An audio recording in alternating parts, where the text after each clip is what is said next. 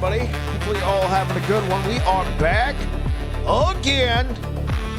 Back in the saddle. All right, let's go ahead and turn down this music. All right, let's shuffle that playlist and get to farming.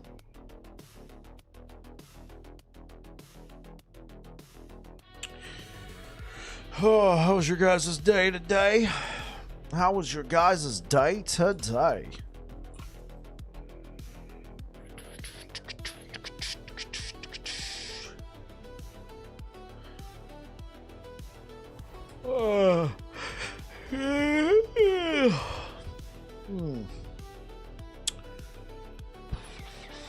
Yeah, we're looking for the brewmaster, the Grand Brewery. I imprinted it. So far, I'm not finding much.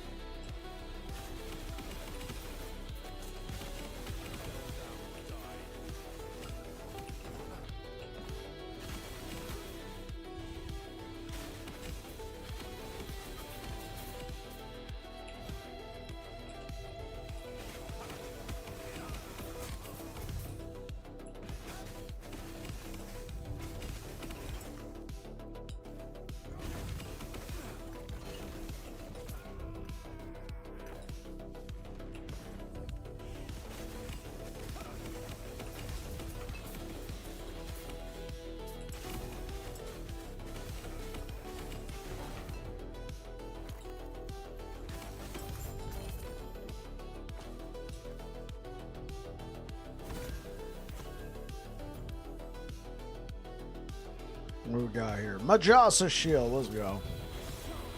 Let's go. Majasa Shield.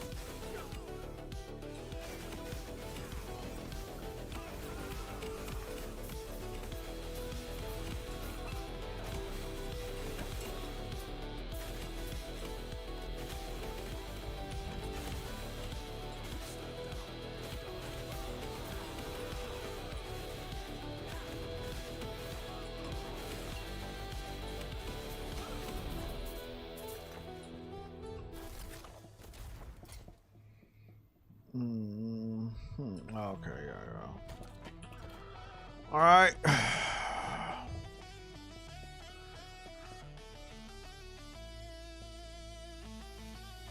Okay, we're gonna seal. And then what we're gonna do is we're gonna put ignite. And then we're gonna try and turn this into a dragon bone. Wingari is not a bad base. That bleed duration's nice, but we want a little bit more bleed. So Dragon Bone Axe. Let's see what happens. Alright. Sickle, not too bad, but alright, well this is our last chance here. Then I'm probably gonna try and chaos these into something useful, so hopefully Dragon Bone. No. Well, there goes all my forging potential. Yeah. Hey, what up, Air Dragon? I might save this though. I might save this. There might still be some use for it.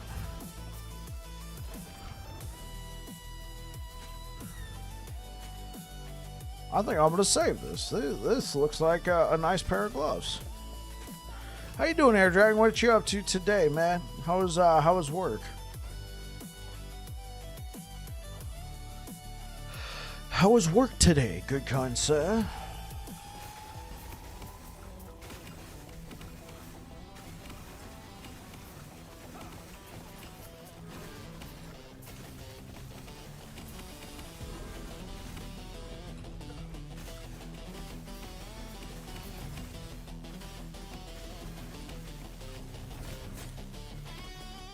Oh.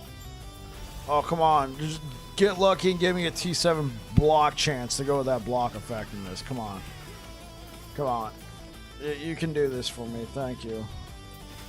I skipped work to stay home, have inspectors come over, got to love making insurance claims and all that jazz. Yeah, yeah. Well, is your roof all right? Or is it just you want to make sure it's good to go for the winter? Or do you guys suspect you have an issue?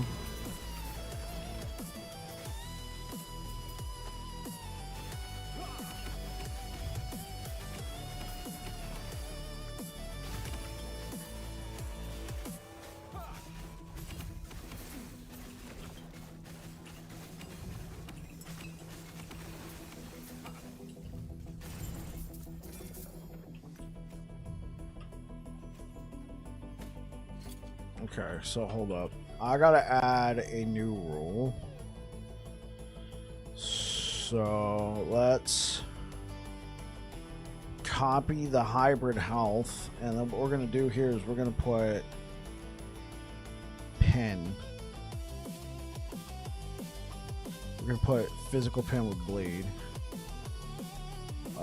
Tier 2 should be fine. Yeah, we'll make that like a dark green. There we go.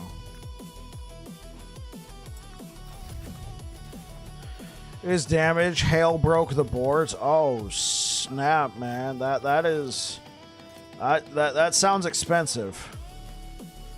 That sounds expensive.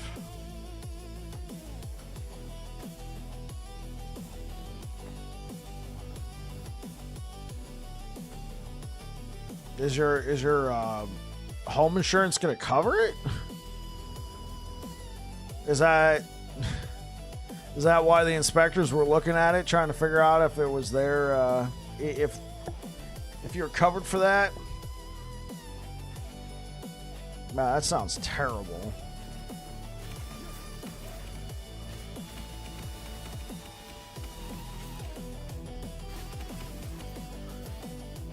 I will thankfully... Oh, you're capped at 5,000. Okay. So, at most, you would have to pay a $5,000 deductible.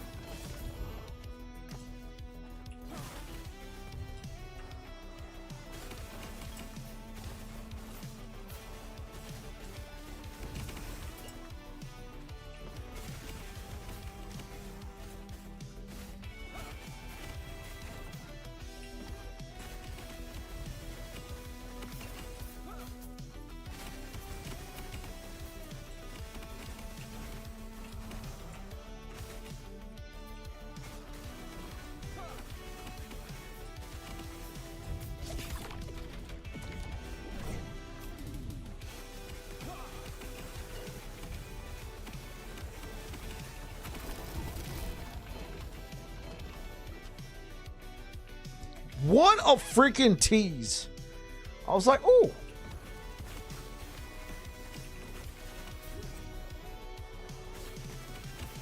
Right, I got you.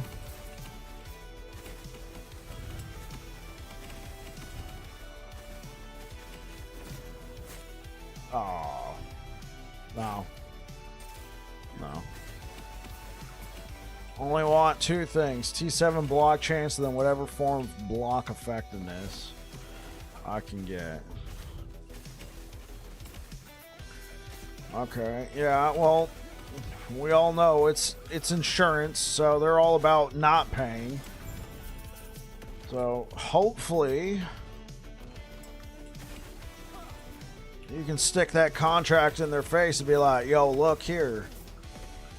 You see this itemized line? Yeah, that's you. Pay up. Hopefully it doesn't come to that, but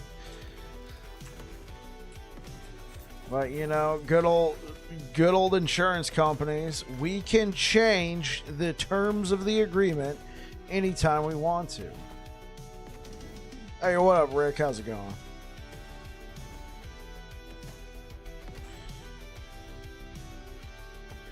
Oh, well, hopefully you get that all straightened out with minimal cost, Air Dragon.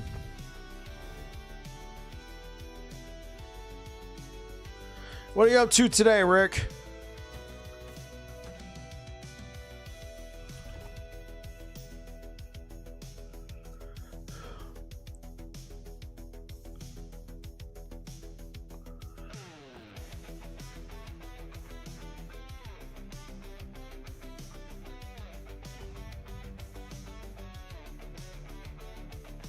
Yeah, that's what I was thinking, Air Dragon. You got that, you know, you yourself operate in insurance, if I'm not mistaken.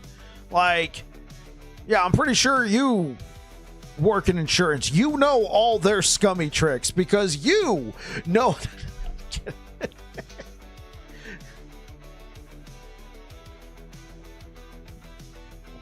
Yeah. Yeah, so you know what you're entitled to.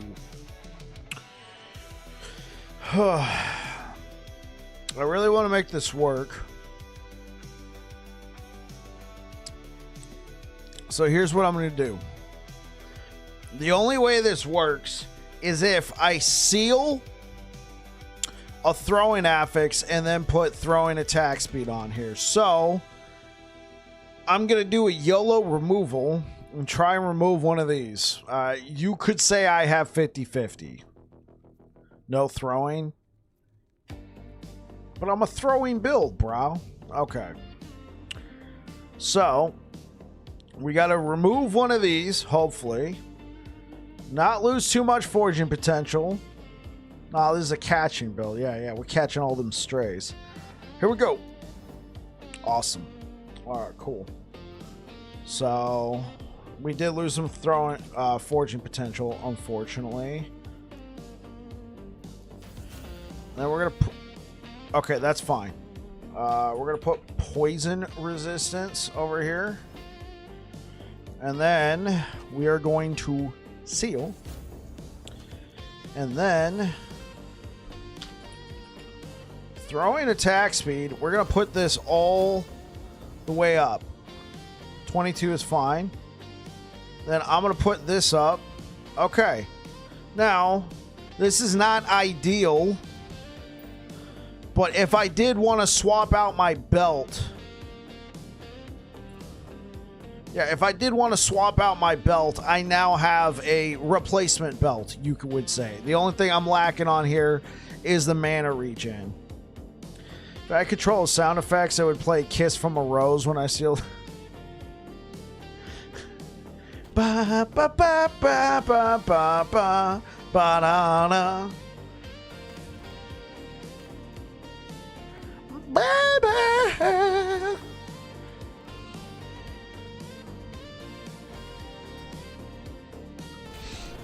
Okay, cool. It's cool to have a backup ring.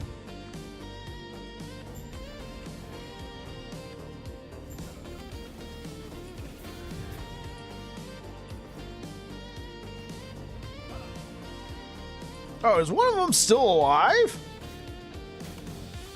I'm shook. Shooketh.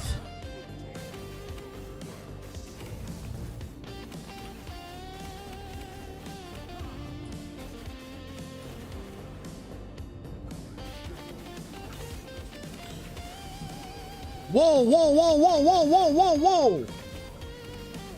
They update the UI?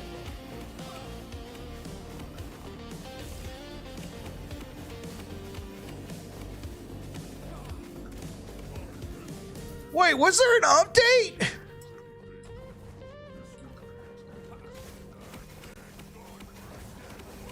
It's no longer 999. Yeah, I sent it to you. I didn't see. No, work's gone back to blocking Discord again. I don't see anything at work. I don't see anything at work anymore. They also did a cough update. Frick. Hey, what up, Deej?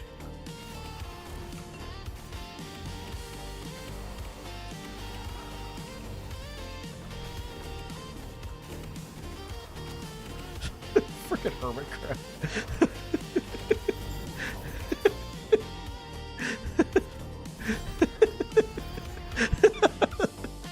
Freaking Cat Williams, man.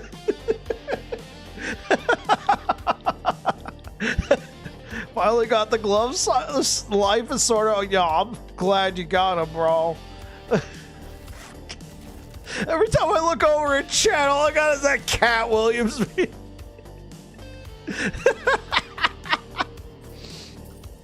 Listen here, player. Okay. All right, let's. You sent me the update, huh? Yeah, you certainly did.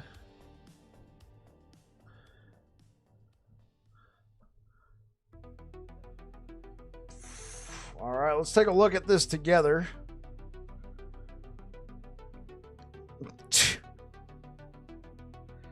Yeah. I was hitting 2,000, man. That's pretty good.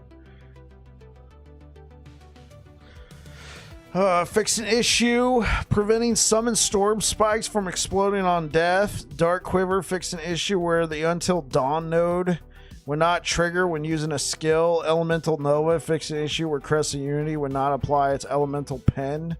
Summon Skeletal Mage, Rune Bolt, Entangling, Serpent Strike, summon Spriggan, summon Raptor. I mean, it's a possibility. Dual wielding, bone curse, devouring orb, fix an issue where the node Void Adept would not double the effect at 90 vitality, instead requiring 91. I mean, I guess that makes sense. Fix an issue with the fire conversion of volatile reversal. Summon skeleton, fix an issue where Skeletal Warrior had their arrow released. Die Bomb, fix an issue that would sometimes cause the Falcon after using Die Bomb to briefly appear at its previous position. Frenzy Totem, fix an issue where Maim would not cause your Sabertooth to double cast Flurry Swipes. There's a lot of issues. Forge Master passive tree, fix an issue where an equipped shield would visibly fly around a sentinel. Summon Death Knights, Avalanche, Flay. Items, Carrion creation, fix an issue where the Carrion creation's primordial blood splatters occurred at the wrong position. Maybe that's why I never noticed them. Tyrant Skull, fix an issue where the Tyrant's minion icons did not display an HP bar. He was immortal.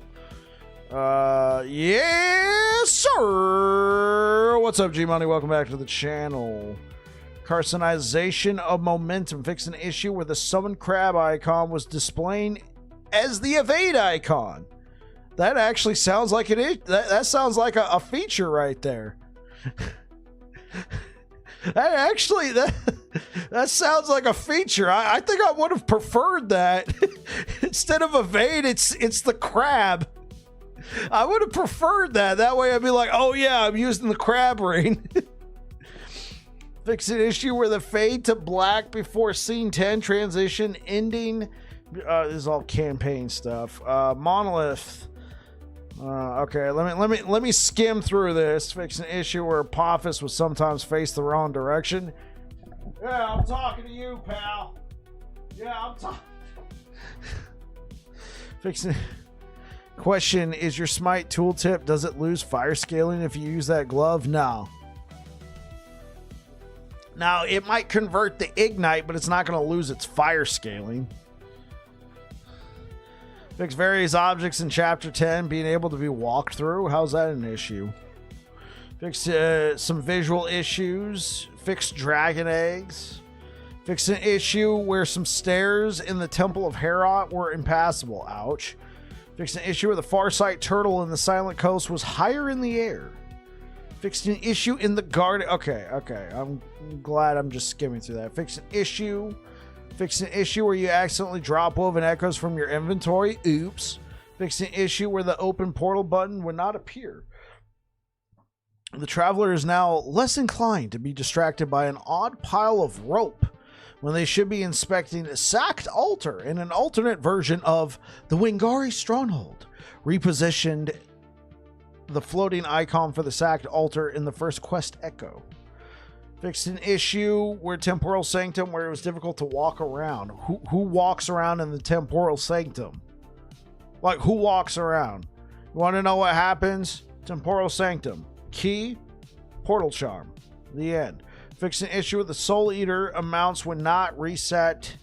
Incorrect. Random encounters. Fix the source of some rooms. Temporals. What about temporals? Fix an issue in the Temporal Sanctum. Fix an issue with the Soul Ember amounts when not reset correctly sometimes, resulting in displayed value different from actual effective total for the 3 people who play that dungeon. Fixed a source of some rooms in the cemeteries. They walk around in their sanctum. Sure, yeah, they're the temporals. Fix an issue where using a movement ability at the same time as initiating a mysterious rift would cause the transition to break. Fix an issue causing Primal Hunt rifts visuals to not be removed. Fixed an issue where starting favor was incorrectly calculated when joining a faction. Fixed the Bazaar, showing as their description. Fixed an issue where selecting items in the Bazaar list would auto-select the... This is a big patch. Enemies. Fixed some visual issues for creatures with fur. Lagon. Fixed an issue fixed an issue with the Rift Beast emerge animation was jittery. Let me move around. This patch is pretty large. Fixed an issue where the Observer's spinning attack would have a brief moment of idling. Fix an issue where some abilities of the Idol of Ruin were invisible.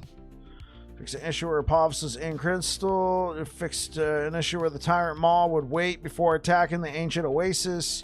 All variants of the Temple Guardian had their audio fixed. Fix an issue with the Temple Guardian's health bars outliers. Fix an issue where killed enemies remained on the map. Fix an issue where Bumble Bear enemies wouldn't turn smoothly.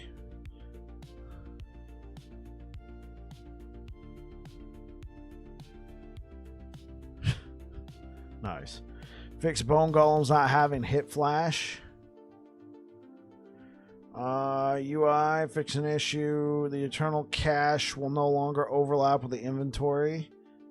Fix an issue with the cursor size for controller.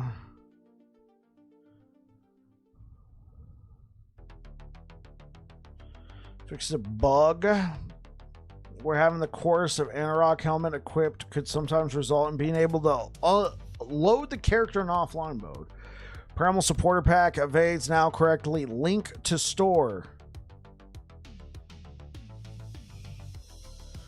Alright, updated the end of Season 10 to grant you the waypoint to the first scene of Chapter 10 after completion. This change was made to avoid potential cases where disconnecting before reaching the waypoint would require you to do the Chapter 9 infight again. Made adjustments. The Sky Chain's easier for WASD. Right-clicking a timeline boss quest will now spawn the Harbinger if able. Left-clicking can still be used to opt out of spawning the Harbinger. Scarvin shop is now named after him. Awesome. Marrow Shards and Transplant had their descriptions updated to clarify that they cost a percentage of your current health, instead of consuming a percentage of your current health. The distinction is relevant because costs can be affected by modifiers, while consumptions cannot. Okay, I was about to say, Summon Abomination will now only absorb minions it specifies in its tree. Permanent Bond has been slightly reworked. While Permanent Bond is allocated, the Summon Wolf ability will now always be replaced with Howl. Item changes. Ice Bats now have more visible VFX. What was in the UI thing? Did they show the blood? Did they mention the blood thing? Loop filter, fixed an issue, fixed a bug, fixed an issue.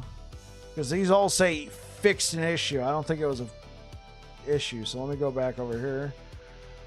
Ice bats, bats, now have more visible VFX. Ice Weavers now fire slower projectiles. Wrought Steel Nemesis poison projectiles now more spread out. Drowned Raven's projectile attack moves more slowly. Blood Serpents actually target the player.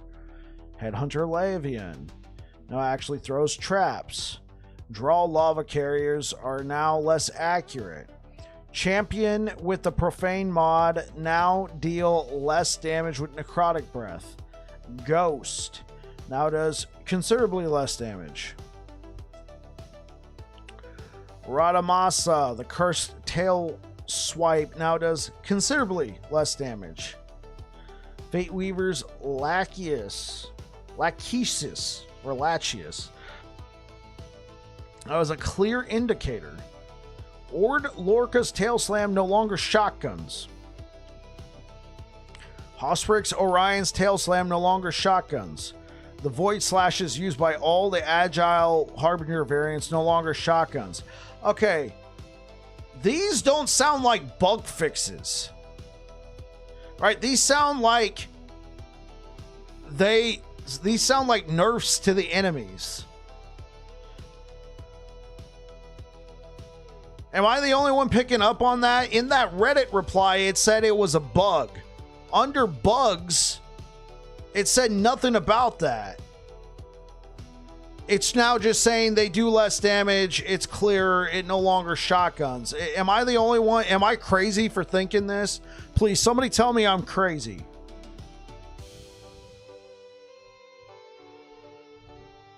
Okay, so was that a bug or was that an oversight?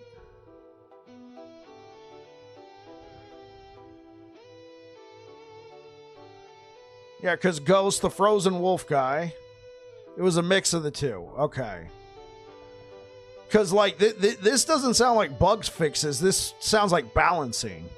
They mentioned later. Okay, I'll see that in a moment. All right. Orion's Tail Slam no longer shotguns.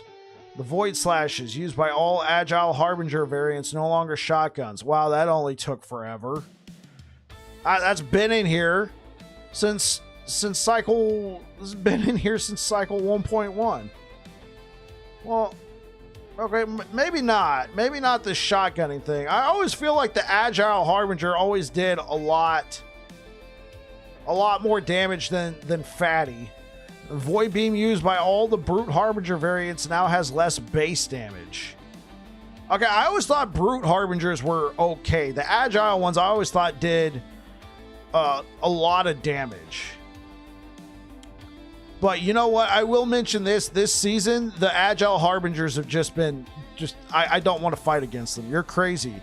How is that relevant? Bugged ability, but like 60-40. The Harbinger of Ash's Volcanic Orb now deals considerably less damage. Now occasionally summon a far larger zombie. Oh, that's cool. Immortal Chimera's breath attack is now undodgeable. Okay. Woven Husks should taunt less frequently. Immortal Eyes now deal considerably more damage with all of their attacks. Okay. Now deal more damage. Siege Golems are now considerably more durable. Their indicator is more consistent. Yeah, I do kind of blow through these guys pretty quick. Nagasa Skybeam now does less base damage. Yeah, because you'd fight one of these guys and all of a sudden, I'm dead. What? Oh, I don't agree with this one. The Fate Weavers have more health and deal slightly more damage. T-Rexes now gain significant damage reduction while roaring. The curse of one-shot Steve is now past us. Bug fix or oversight doesn't really matter. They can call it even Steve. If I don't get one shot by some BS, I'm good. Yeah, sure, that's fine. Adjusted Rift Beast and Rift Beast cave enemy scaling to account for this bug fix. Okay, this is the first time they actually say bug. Okay. Fix the bug that caused enemies that were scaled to area level to incorrectly receive a significant damage boost.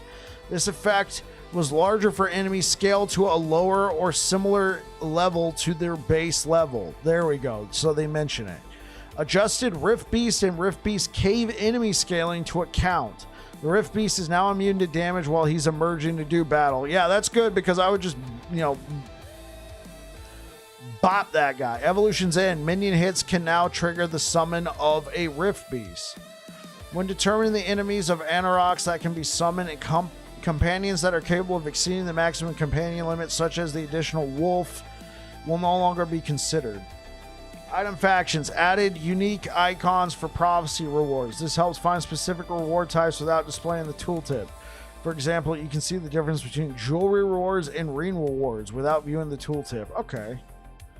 Rename the Lagan small lenses to minor. Uniques are now in alphabetical order when picking them in the bazaar. Bazaar now defaults to gold. In-game faction UI. Updated Woven Enchanter UI to not mention Weaver idols until reforging them.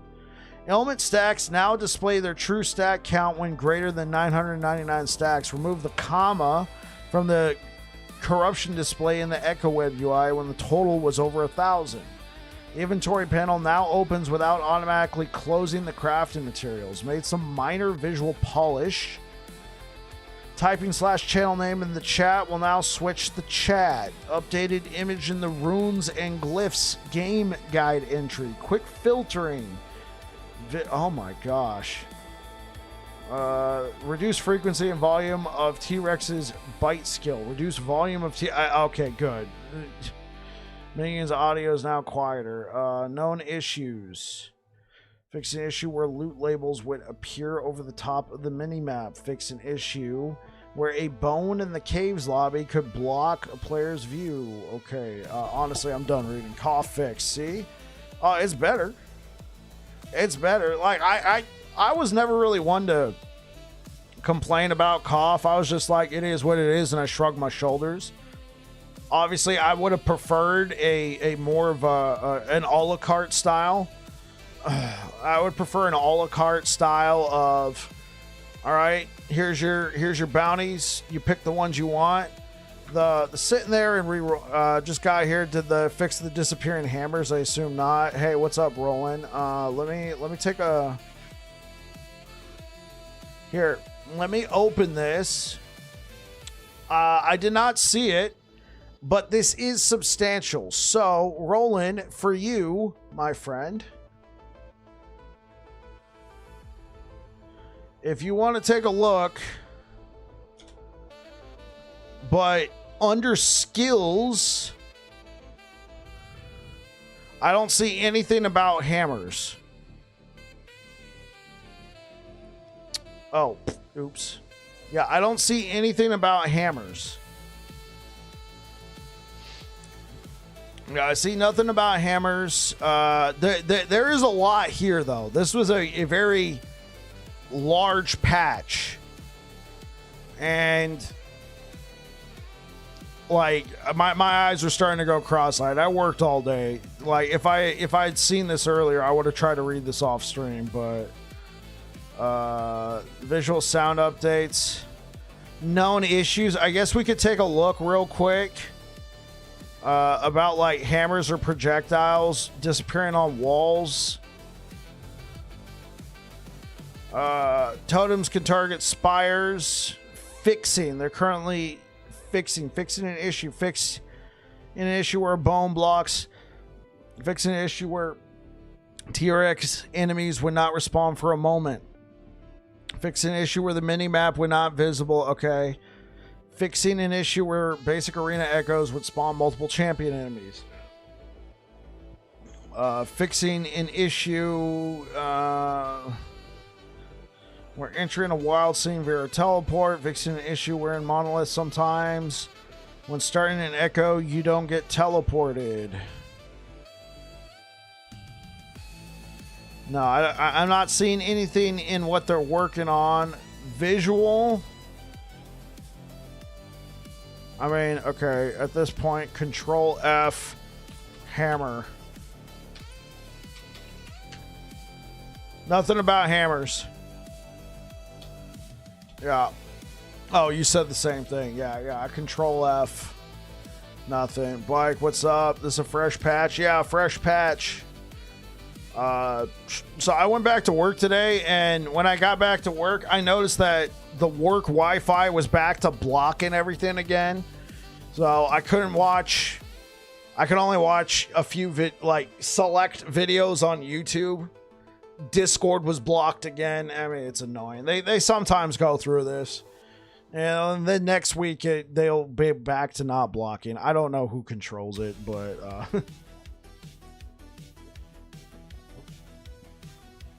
yeah, so that's what I noticed. I'm like, oh, great, they're blocking shit. So I didn't see that last Epoch had put out a tweet. I didn't see any of this. And then, so I had no reason to look. I didn't check Discord when I got home either. I was catching up on some stuff. What up, iFlip? So hopefully the one shots are over.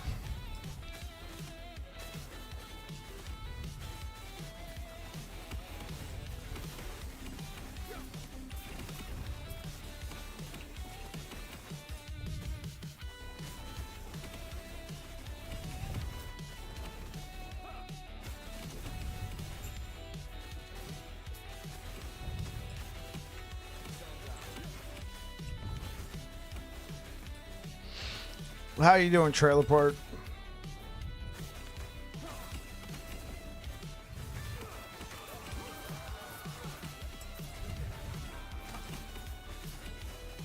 I'm back on WoW Classic, leveling my first character. Hey, let's go.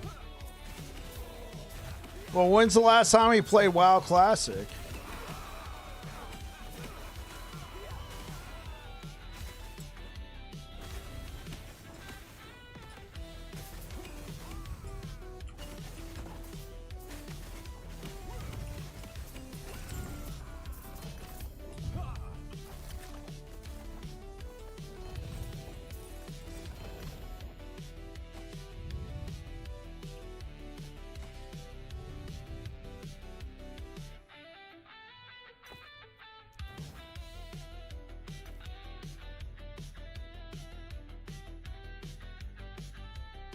This is actually not terrible. Lucky? I guess just own it.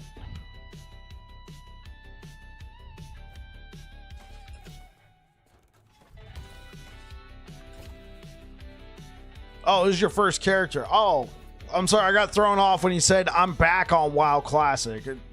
I guess in my mind, I thought that meant that you were there at some point in the past.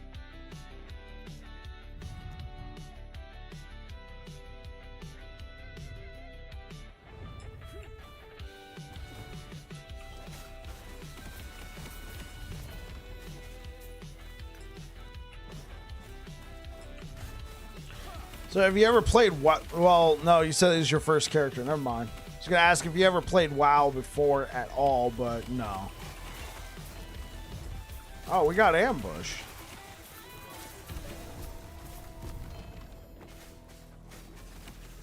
Oh. Dropped devotion. So what are you playing? Are you playing Horde? For the Horde.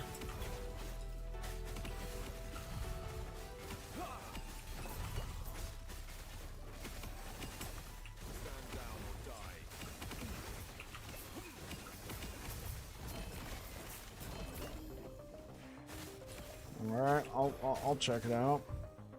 I was running Divine Reflective Bolts Paladin until level 76. Quite a decent build. Oh, nice.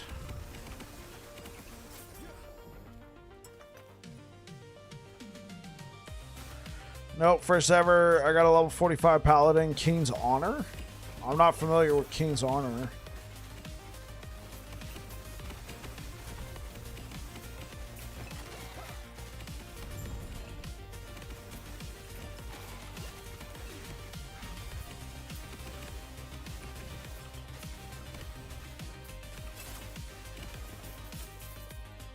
Man, last time I played WoW was a long time ago. I did try out WoW Classic when it first launched in 2019.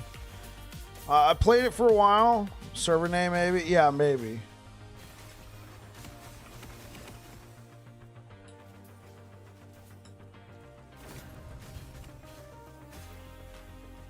Oh, you're the Alliance. Oh, okay. All right, yeah, I played Alliance as well. I was a dwarf hunter, and then I started playing a dwarf shaman, and I was actually liking the shaman. I played that hunter like deep.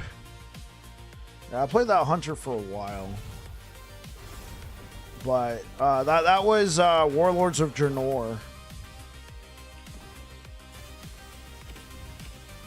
Probably one of the weaker expansions, or arguably the worst expansion.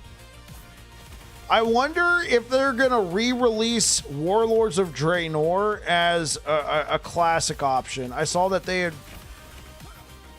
Don't they have like a Miss of Pandaria like classic out right now?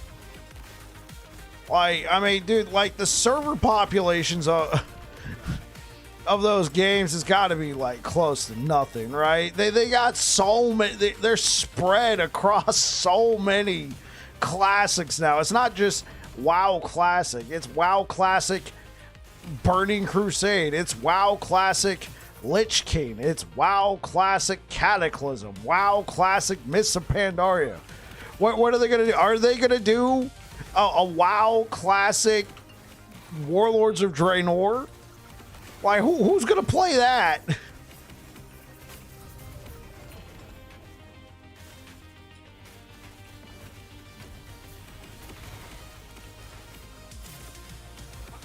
Yeah, but I guess I'm wondering to myself, like, what the server I am on is going to transition into Burning Crusade? Well, I mean, I guess that makes sense. You said you're playing a Paladin, right? Didn't Paladin come out in Burning Crusade? Or am I mistaken?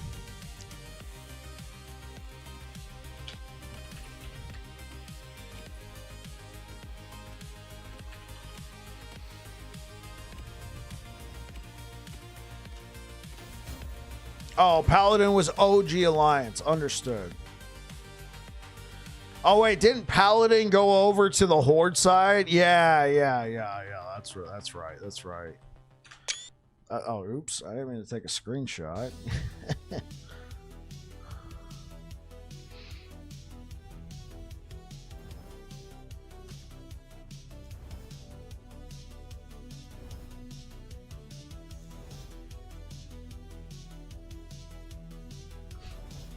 Oh, great.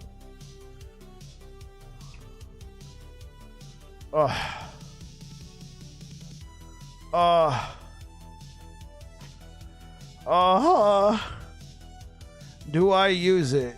I think I'm gonna keep farming for a while and try and get a really good one, because I don't want to lose all this increased damage. Following a guide on Maxwell, but honestly, my Paladin sucks for leveling. Paladin was just cool. Paladin was just cool. I didn't play it long. This is before my love of Paladin had really set in. I created one of the... What's the name of the one? Was it Draenor? I created one of those guys as a Paladin.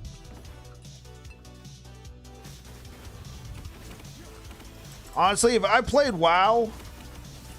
If I were to go back to WoW, which probably wouldn't happen, but Dwarf Paladin all day. Sign me up. All day. Sign me up, Dwarf Paladin.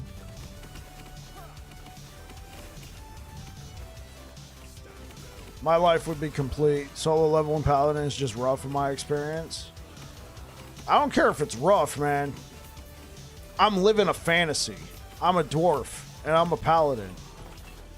I'm waiting for my wife to jump into the chat and say this is the way. I mean,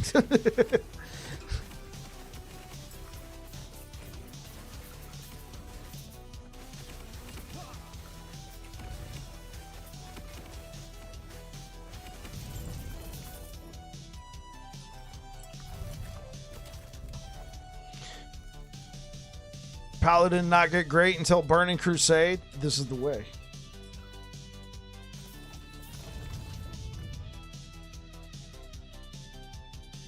Six days, 14 hours. Yeah, that sounds like classic. That sounds like the classic experience. I never played back then, but when they released classic again, Was it back in 2019? I played it for, I don't know how many hours, but all I know is I was level 20. I think I was trying to I think I was playing a dwarf paladin. Yeah. And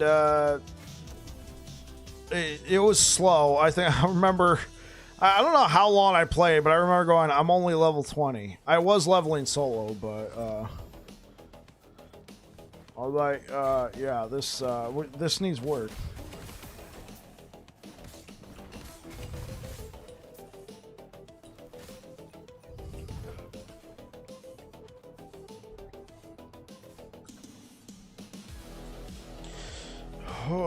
So who's playing Path of Exile 2 tomorrow?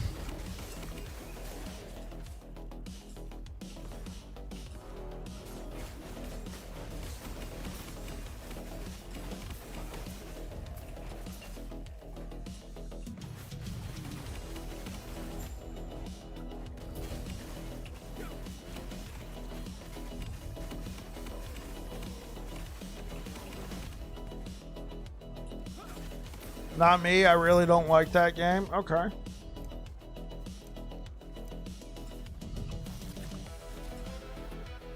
I personally wanted him to cook a little bit more. When I was playing, I was like, it'd be nice if there was more than just maces. You know, I think that was it. It was like you can only use maces or hammers or something like that. I'm like, it'd be nice if there was more than just that.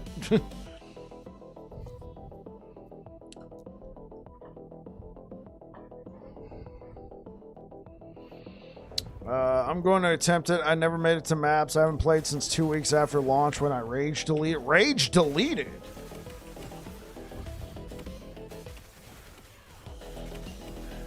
I played for like...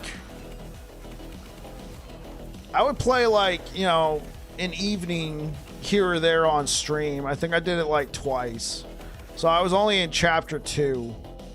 I was liking what I was seeing. Like it felt good, but there was a lot of server instability at the time, and I was kind of disappointed in the fact that I was playing a warrior, and they're slow as hell, and there was only like one weapon I can use, one weapon type, and that was maces. So I was like, you know what? Let's come back later.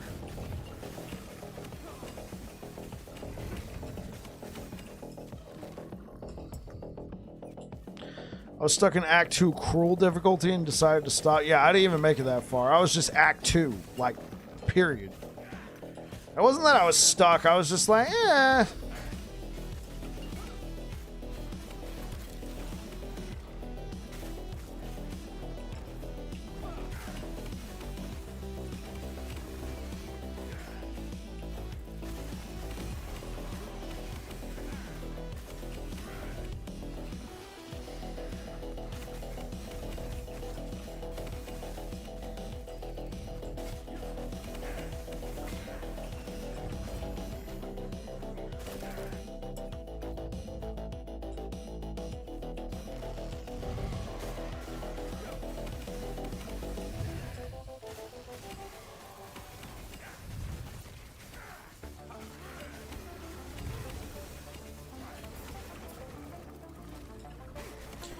You'll play on full release. I might actually check out this patch, not tomorrow, but like in a couple weeks. Give the server some time to settle down. You know what I'm saying? I think I'll check it out in a couple weeks, and I'll play like on a Saturday.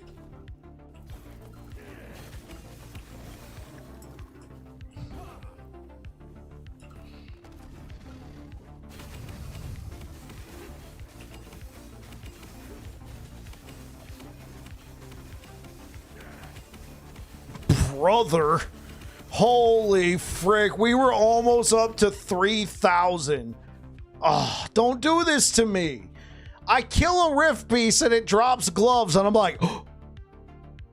And it's freaking Laracas.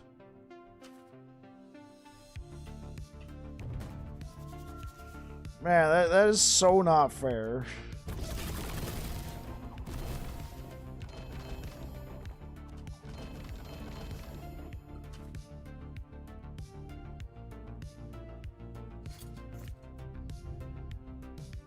You still like LE better? I mean, I like LE too. I don't know what PoE 2 is gonna be like on release though. Like they've addressed a couple of my gripes that I had. The main thing was the sockets and the armor thing. While leveling, that was annoying as hell.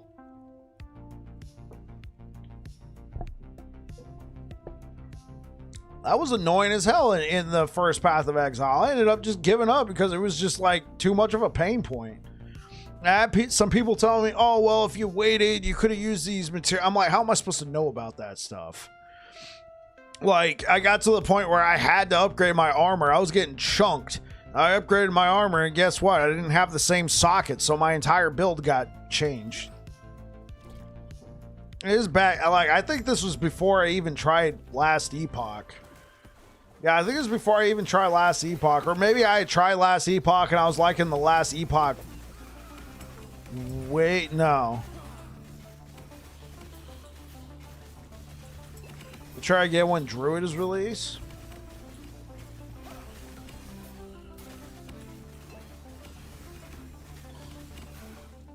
In its current state, you feel like last Epoch is better than Path of Exile 2? Yeah, probably. But that also kind of goes back to the, well, what about Path of Exile 1 versus last Epoch? Because Path of Exile 2 is still in early access. I barely scratched the surface. I do feel like last Epoch is more new player friendly. I don't think that's controversial.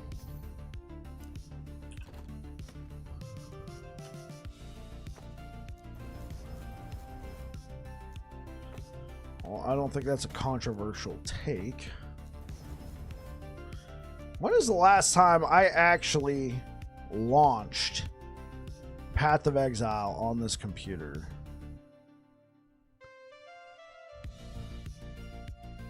I've kept Path of Exile 2 on here. The last time I played Path of Exile was September 1st, 2023. I am pretty freaking sure the first time I had ever played last Epoch was either September 1st or September 2nd. When was Labor Day? Last year.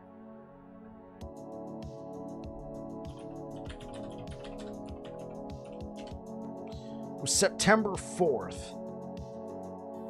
Yeah, I think I played it.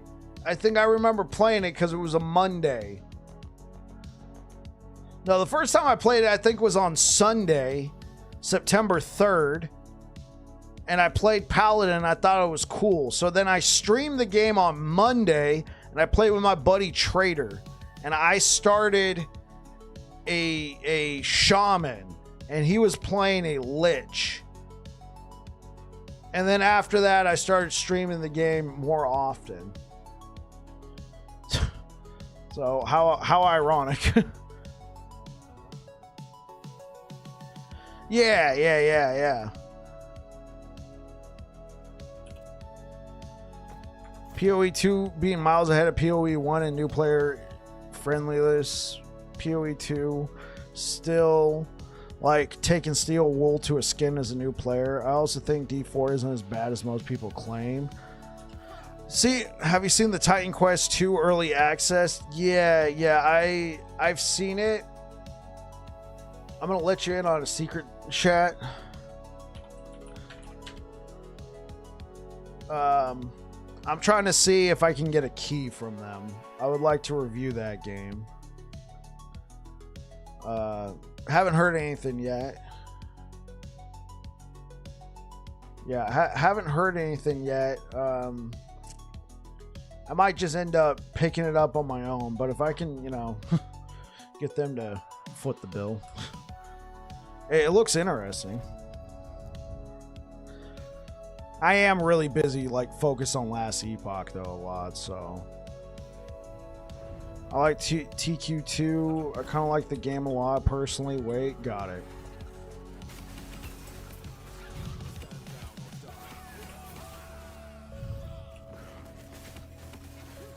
watched Rax play it. Looks good, but super slow. I don't have a problem with super slow, personally. Like, I was liking Diablo 4 when it first came out, where the gameplay was a little bit slowed down. Now, it just happens to be that it started to speed up.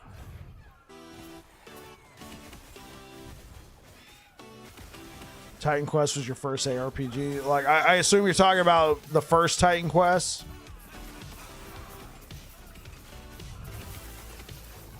If you guys want to hear a throwback, my first ARPG ever was Sacred.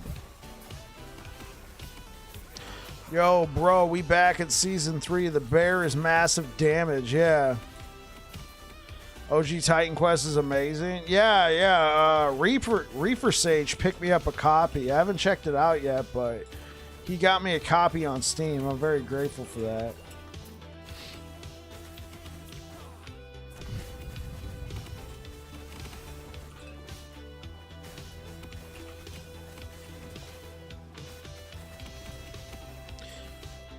Your first ARPG was Torchlight 2. Oh, that's a good one. Yeah, so I played Sacred. Okay, well, hold up. So in a way, you could say my first ARPG was Warlords Battlecry 2, but that was a real-time strategy game. The thing about Warlords Battlecry 2 is you had a hero, and that hero was like it was kind of stripped down, but was kind of like playing an ARPG. And then Warcraft 3 did something similar as well, though I felt like Warlords Battlecry 2 was more in depth. Like, you can have a spell book, you could customize your spell book, you could put on the armor, the different sort of stuff like that. So I guess you could say that was my first ARPG. That would have been back in like 2002, 2003 when I played that. Yeah, that was like my first real like foray into like all the fantasy stuff. Was that game. But then my first ARPG was Sacred, which I didn't play until 2012. So even though it was an old game, I had GOG back in 2012, and I stumbled across it on GOG. And, you know, one thing about good old games is they don't have DRM. So being a poor individual back then who had a bunch of friends, we all had cheap laptops. I put it on my computer, and then I installed it on all my buddies' laptops, and we had like an 8-man LAN party playing Sacred. That was a good time. So that was my first official ARPG.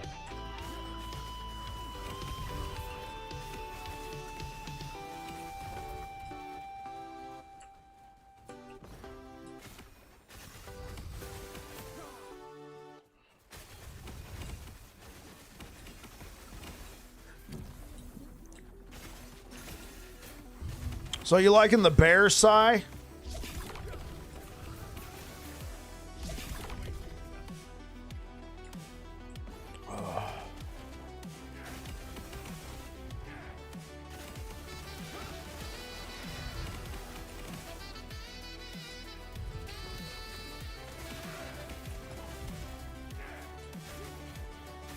Yeah, you would accept that as an ARPG light? Yeah, I would say that's an ARPG light. And it really depended on how you were playing your hero, too. Honestly, I think my best hero that I ever made on that game was a Dwarven Merchant.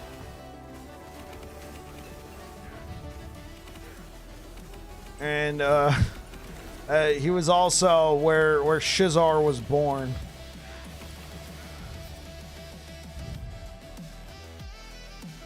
Oh, there we go.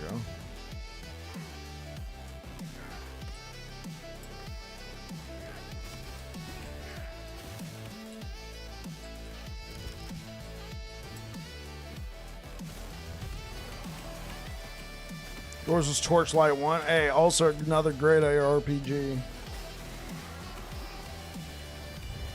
Actually, I streamed Torchlight 1 here on the channel back in 2020. It was right... No, it was 2021. It was right before I got married. MU online?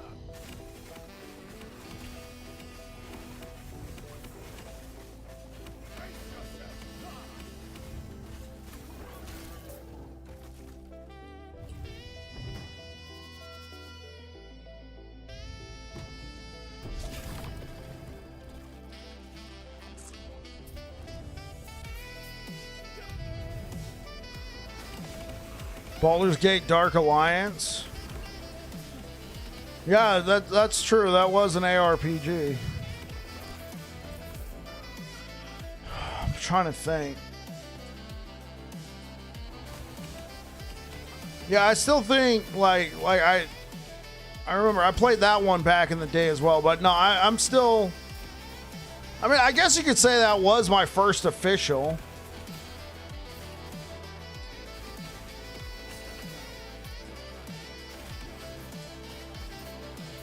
I guess you could say that was my first official ARP. Would you call it? Yeah, you probably would. You wore armors, you had a character, you leveled it up. Yeah, you call it an ARPG. So maybe that one was my first ARPG. I played it with my brother. We played it split screen.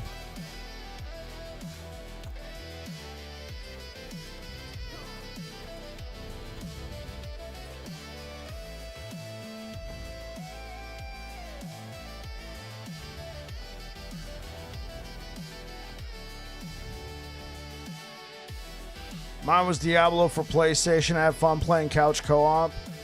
Check Steam. Oh, dude, thanks, man. I did see out of the corner of my eye that I had received a gift.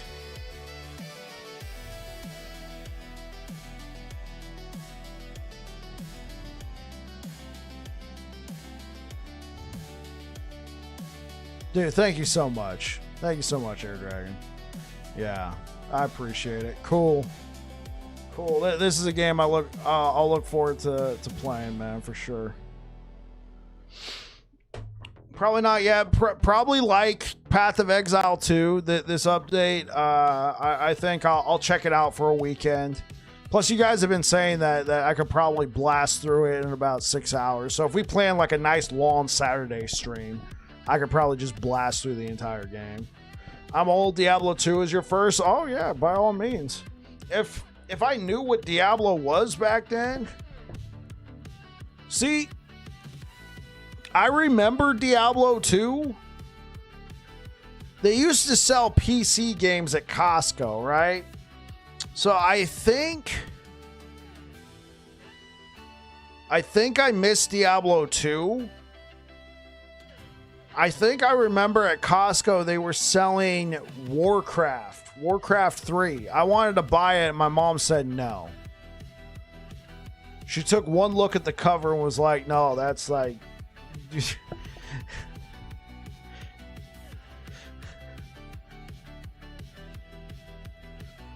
You had no idea what it was, neither did your mom. Man, I wish I saw Diablo. I know my mom would have said no to Diablo.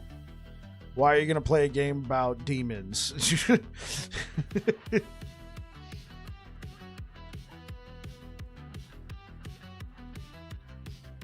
Yeah.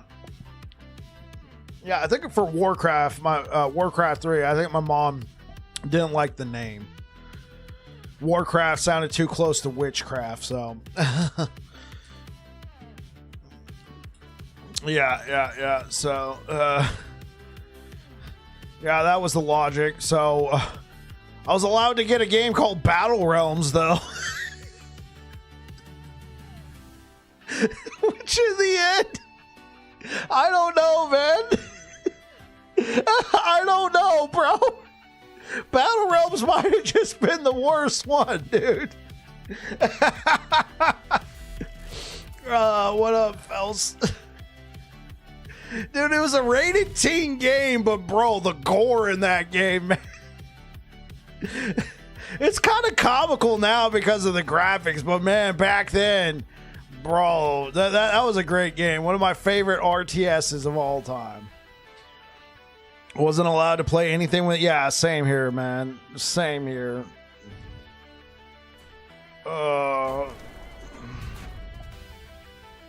Speaking of Baldur's Gate, that's one game that blew up that I really didn't like. You didn't like Baldur's Gate 3? Was it just too slow for you? I really like Baldur's Gate 3, mostly because I'm a dungeon master, and I thought it was pretty faithful.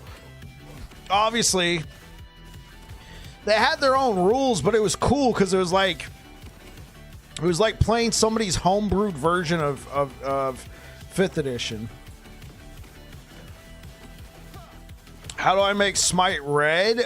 It was a Twitch drop for season 2. Yeah, it was a Twitch drop for season 2. I will say this, Felsi, they have brought back previous Twitch drops before, so you might see it come back. Now, if you want to know how do you apply it, like you own it, you would apply it right here on the cosmetics tab. Really don't know why you didn't like it. Well, I know some people didn't like it just because it was too long, right? It was just the game was so freaking large and they have lives. It was also kind of slow. I mean, it was a little bit more slower paced.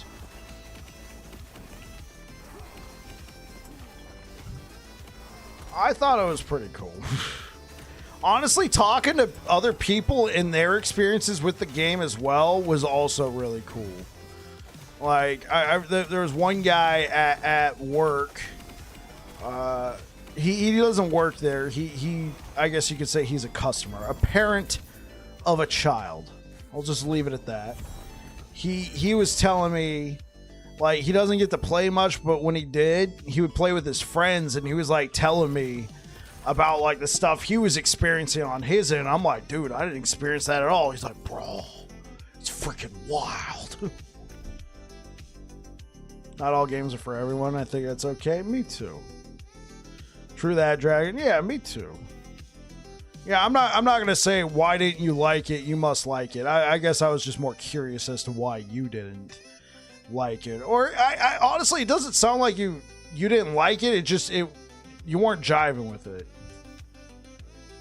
Yeah, my mom was weird. She was fine with playing a game about a devil, but thought I was self-deleting when I listened to Papa Roach. Yeah, my mom used to be very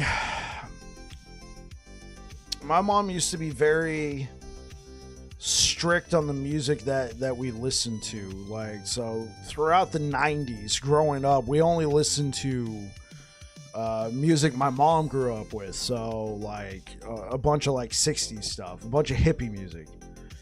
But around the time my brother and I started becoming teenagers and we started getting our own personal radios or whatever, she just kind of finally, like, well, you're old enough now, make wise decisions.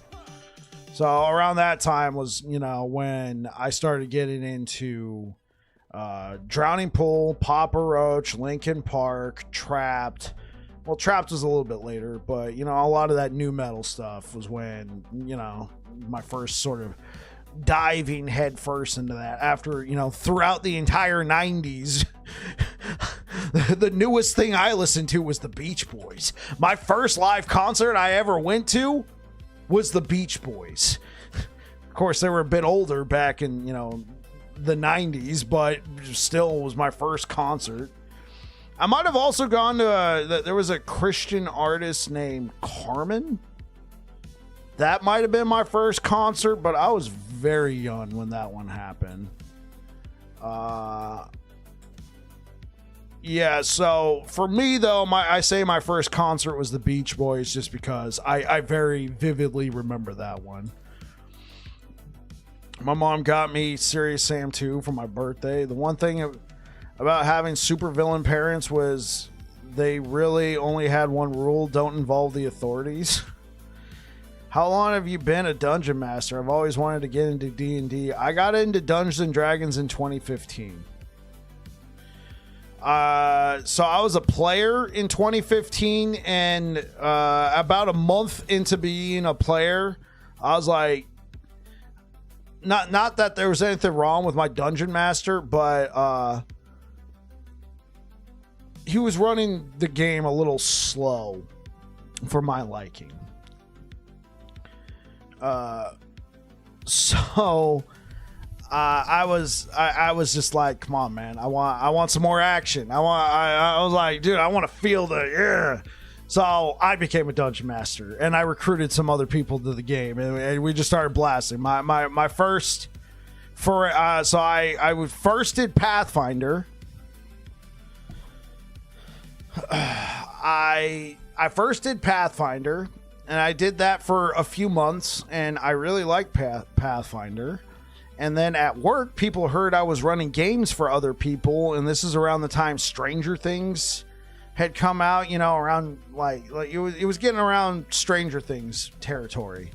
And so then, of course, everybody wanted me to run a game for them. So then I ran a game for military, and that was a very interesting game. I ran that game for multiple years, and by the time I ended the game, I think I had only one player from the 9 players I had at the starting table. It was wild because, you know, military, everybody gets their military orders and moves on. So it was a lot of, we'll miss you, and of course I'm going to keep running the game. So, and then, you know, some people would try and then leave, and yeah, that was a bit of experience. I think it was a 4-year campaign. I think I ended it. It was like a 3.5-year or 4-year campaign. So then my second campaign, no active duty military person. Not that I didn't love them. It was just, in that game I ran for 3 years, and I ended, it was like 2 or 3 years in that game, I ended with all the same players. I feel the hate. Yeah, no. Nothing against you guys. I love you guys. That's why I started that game in the first place. Honestly, if I was going to run a game for active duty again, I would just make it a much shorter campaign. It was... I got very grandiose. I guess... What's the word? Scope? Scope creep? I think with like the campaign just kept getting bigger and bigger. Technically I'd ended like the players had completed their original assignment, and like that was the end of the game, and then somebody was like, nah, I don't want this to be over. Yeah, this was an in-person game. Oh shoot. Yeah, this was an in-person game.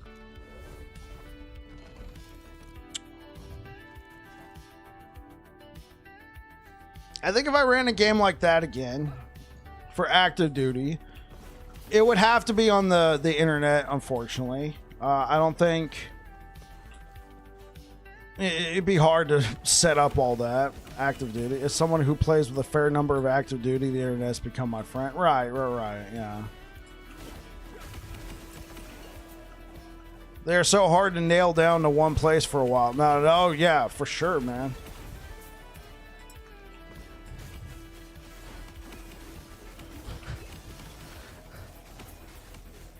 I remember one game. I remember one session. We got invited to play at somebody's house to like run the game there. They're like, oh, I want to see what it's like. Here, how about you run your game at our house? I'm like, oh, okay, cool. And she was like somebody I knew from work. And we went there, and I invited all my players over. And of course, you know, half of them were active duty. And then it turns out there was like some ordinance where like people of certain rank couldn't be seen fraternizing. Like, I don't know what the ordinance or the memo or the memorandum was, but it, like on post, apparently if you were of a certain, you know, rank, you couldn't be at somebody else's house depending on their rank. And so even though they were there by association, you know, like, oh, my wife's here, or my wife's in this game, or my wife invited these people over, it was like, oh wait, okay, don't post about it. It's online. Like, okay, yeah, guys, no talking about this. Don't tell anybody. We were not here. I think that's the first time I've said it. That was what? That was 9 years ago. That was 9 years ago. That was 2016. I finally feel like it's safe to talk about that now.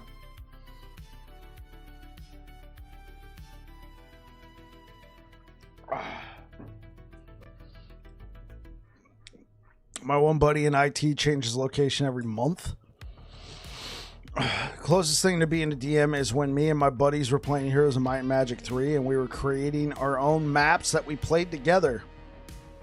Always had the will to play D&D, but never had buddies around who play. Right, I got you.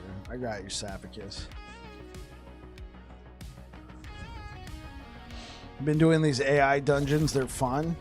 Today I learned that when crafting a 2LP item, it keeps the class tag. It stole the Reaper mod. The Exalted chest was an Acolyte chest, but I'm a Primalist. Yes. Unfortunately, it will become class locked.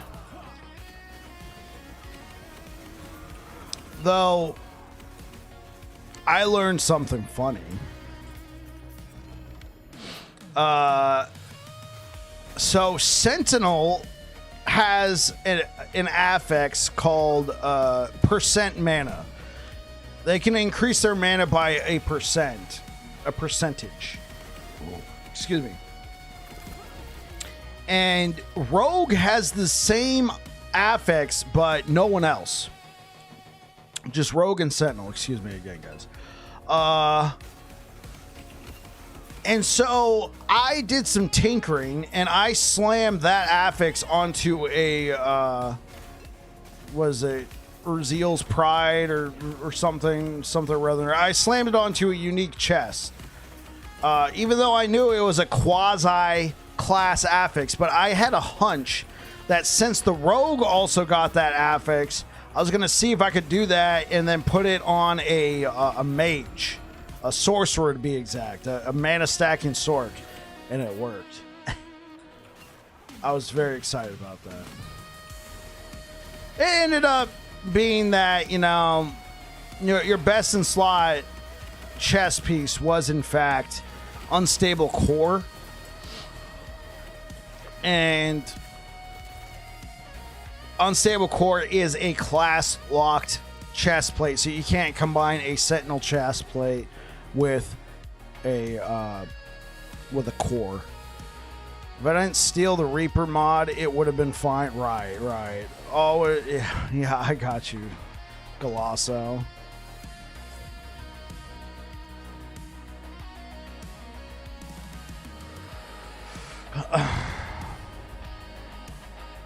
Hey, how you doing today, Mickey? We learn and go again and learn from failing. Yeah, this is true. This is true.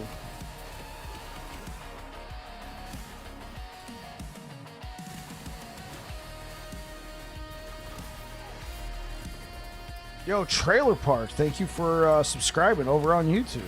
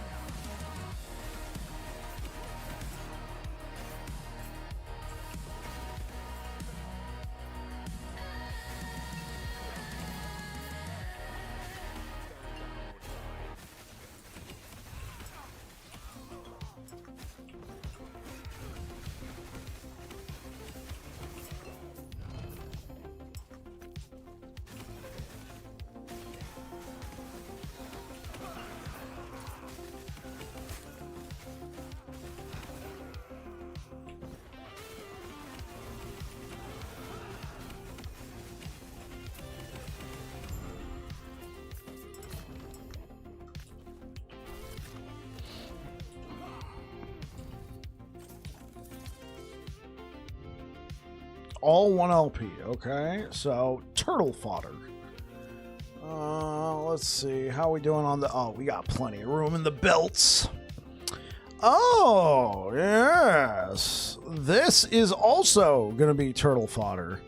Okay, save the best one. Okay, so we'll put these 2 in the turtle. Just to see what happens. Then if not, we'll... Oh, wait, what about this? Alright, this one's also going... Turtleville.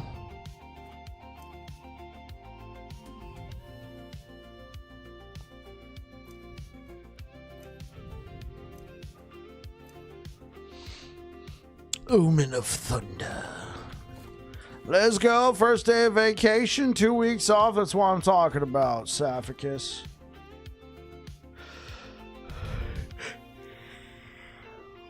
So what are you going to be doing with that vacay, my friend?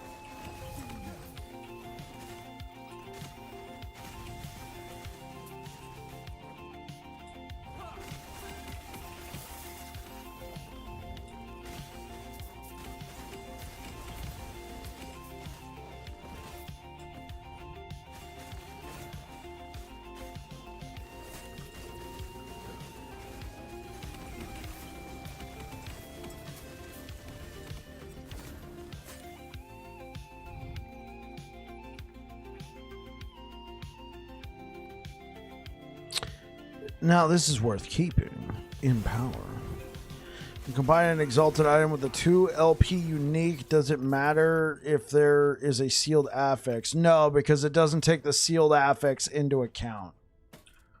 It doesn't take the sealed affix into account. But here's what you got to know, Galasso. You must have 4 affixes. You can't get cheeky and be like, oh, well, I have a 2 LP, so I'm going to take this item. I'm going to YOLO remove 2 of the affixes and then slam it and guarantee get it. No. I'm at 44 hours before starting work tomorrow, so I think if the servers are good, I might come home early for PoE 2. Very tempting. Yeah, dude, I think PoE 2, like, I haven't taken a hard look at what they've done, but it does look like they've made some pretty positive changes. So like I said, I think I'll check it out for a weekend, a couple weeks from now.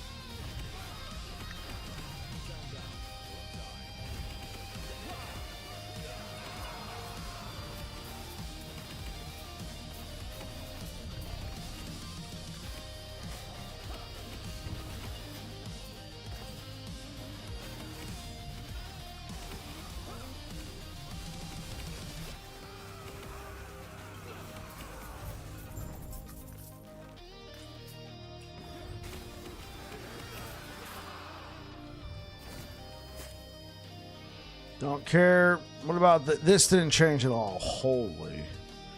All right, well. Got a new PC today, Bike? What'd you get, man? Tell me the deets. I'm a builder. What's in your new PC? Pre-built, don't make fun of me? No, I'm not making fun of you for going pre-built at all. Tell me the deets. What's in there? What's in that bad boy? My first PC, I'm not saying this is your first PC, but my first, like, bought with my own money PC, I went pre-built because I was 5070 i9 14900. Interesting. You like the Intel processors, huh? I mean, from what I've seen, it seems pretty solid. I don't know. I personally, with my history with Intel, and the fact that I don't know if the company's going to be around in 10 years. I like AMD, but Intel had a great deal. Yeah, it's going to be fine. A 14900 is pretty nuts. Was it a K variant? $1,300, really, man? Yeah, that actually sounds pretty good. You know, the 5070 alone, if you bought it, your retail right now would be like, you know, like $500-$600, and we don't know where that price is going to be in, like, you know, a few months, assuming certain things go into effect. So yeah, I like what kind of RAM? Best Buy, it came with Battlefield 6 for free. Okay, you and like I got Battlefield 6 pre-ordered. You and I could play, G Money. Yeah, that's what I was thinking, Air Dragon. 5070 right now is like $500 to $600 alone. And you got the whole PC for $1,300, and that Intel 14900 is not cheap. I mean, if it's just a 14900 non-K variant, I mean, that's still fine. I mean, I don't overclock anymore. I used to, but it's just, I don't really see the point. Everything's got a built-in boost anyway. Intel 14900. Let's just look up 14900. Yeah, an Intel 14900K is $438. I'm trying to look for just a regular 14900. A 14900 is going for $600 on Amazon? Yeah, right. No, I mean, the 14900, if I'm not mistaken, was released a couple years ago, right?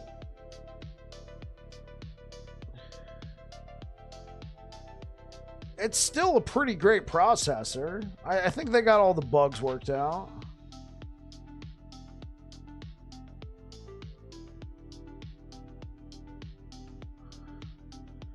Could get one cheapest for $550, but that would be off-brand Garbo. Yeah. And it comes with a game that you most likely would play. Yeah, G Money, it sounds like... Yeah, it was a Labor Day deal. Regular price, $1,800. Yeah, no reason to boost anymore. A couple more FPS. Yeah, exactly. And especially, like, I don't know about you guys, but I live here in California. The price of electricity, bro, I could visibly see when I get home and stream for a few hours. I could see it on the power bill. Like, I don't need...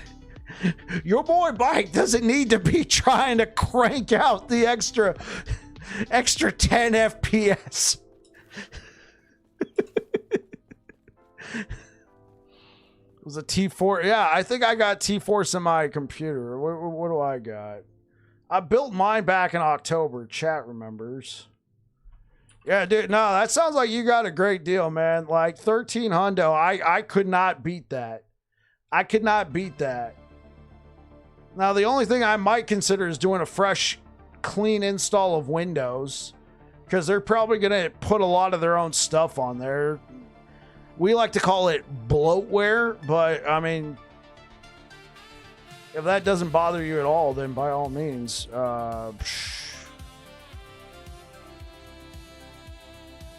Yeah, I got Team Group. Yeah, I got 64 gigabytes of Team Group. 6,000 megahertz. Yo, thank you for the likes over on YouTube. You got T-Force, but I think my wife's got T-Force in her computer. I'm playing on a pre-built with a 4070 Super i9. Yeah, that's great. Could get one cheapest for $550, but that would be yeah. Honestly, G Money, man, you came from a 3060. Yeah, you did the right thing by waiting every 2 years. Not every 2 years, but every 2 generations. Upgrading every generation is kind of not the smartest, unless it's an insane generation. So to go from a 30 series to a 50 series card is going to be pretty noticeable. Yeah, I think you got yourself a good one, bro. Everybody here on Twitch is saying the same thing. Like that was a great pickup, bro. So I'm not laughing at all. Yeah, no, I'm not laughing at all, dude.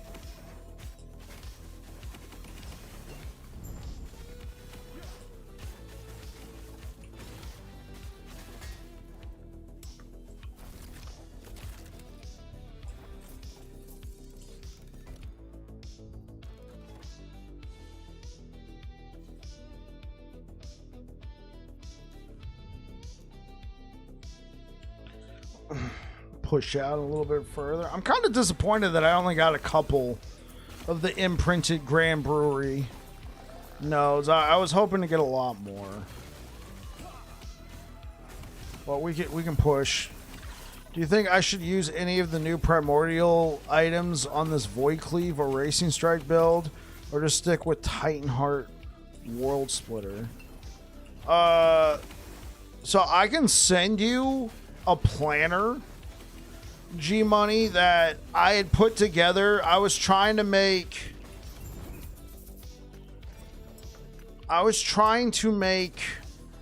a crit build with a Racing Strike using True Sight, using the new True Sight glass amulet. Here, I'll show you.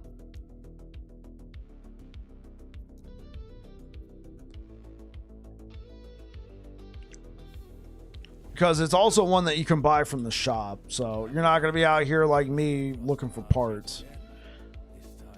Okay, so yeah, it would be this. The idea I had here, let me send it to you. I don't care who else sees it.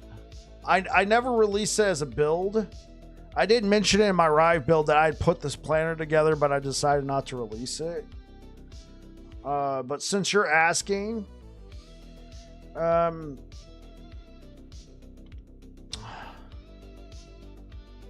this is what I have set up. I haven't tested this. All right, this has not been tested. I don't know if it would actually work. I think it might.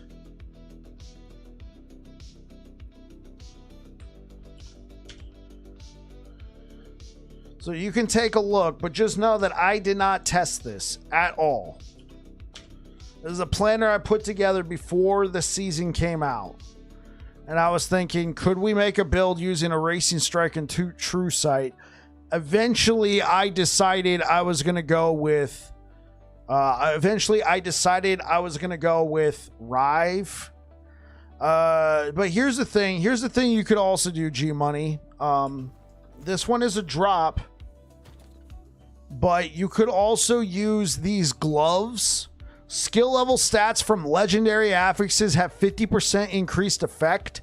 So if you put like a Void Cleave on your relic and then like in a Racing Strike on your chest piece, and those have to be legendaries, right? So you have to slam them. If you're using this pair of gloves, you'll have 50% increased effectiveness. So if it's a T7 each, you'll have a +6 instead of a +4. Does that make sense? Yeah, so like instead of trying to go for what I posted there, this might be the safer option. Now you'll lose your glove slot, so you won't have eternal gauntlets. Unfortunate, but it does have a couple nice to haves. Increased area for area skills. Hi, how's it going? I'm a Racing Strike. I like to wipe the entire map. Okay, skill level stats from legendary affixes have 50% increased effect. This is the main thing that everybody looks at. They're like, ugh.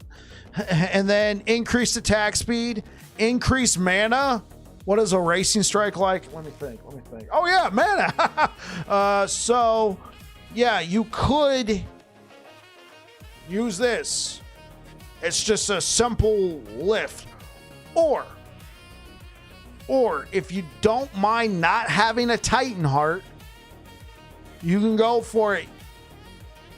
If you don't mind not having a Titan Heart, you could go for a Champion Regalia with a tier 8 Erasing Strike affix.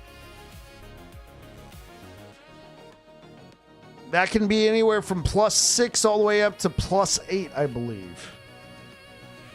Let me see what Last Epoch Tools has to say before I go running my mouth off.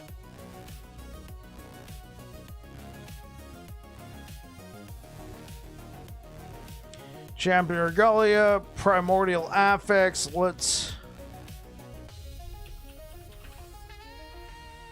Oh. So they're saying a T8 Erasing Strike is +6. Never mind. What's the point? What's the point?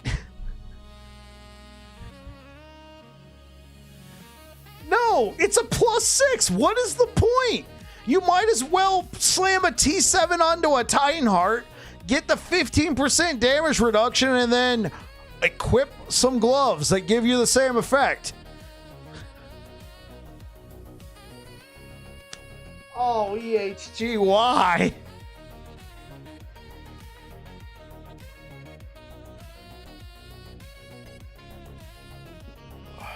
Yeah, do that, G-Money. Do that. Yeah, do that. Wear the gloves. Now, G-Money, those gloves are drop only. All right? They're like Carrion. They are drop only. So, good luck.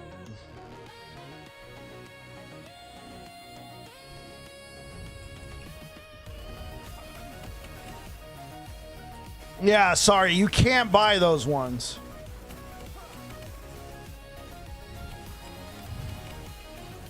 Now, I will say this, G-Money. I've gotten 5 of those gloves. And I've gotten 3 of the Carrion. So, it does seem like the permanence of Primal Knowledge is a more common drop.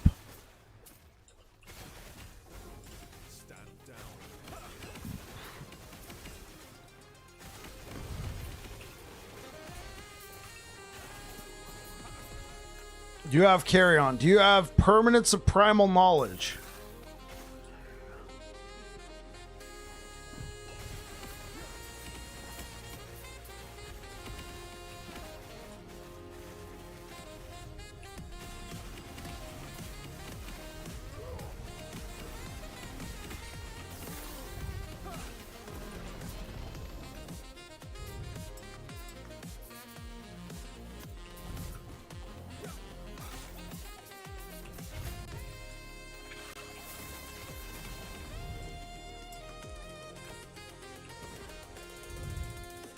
Nope. Bro. I'm sorry, man.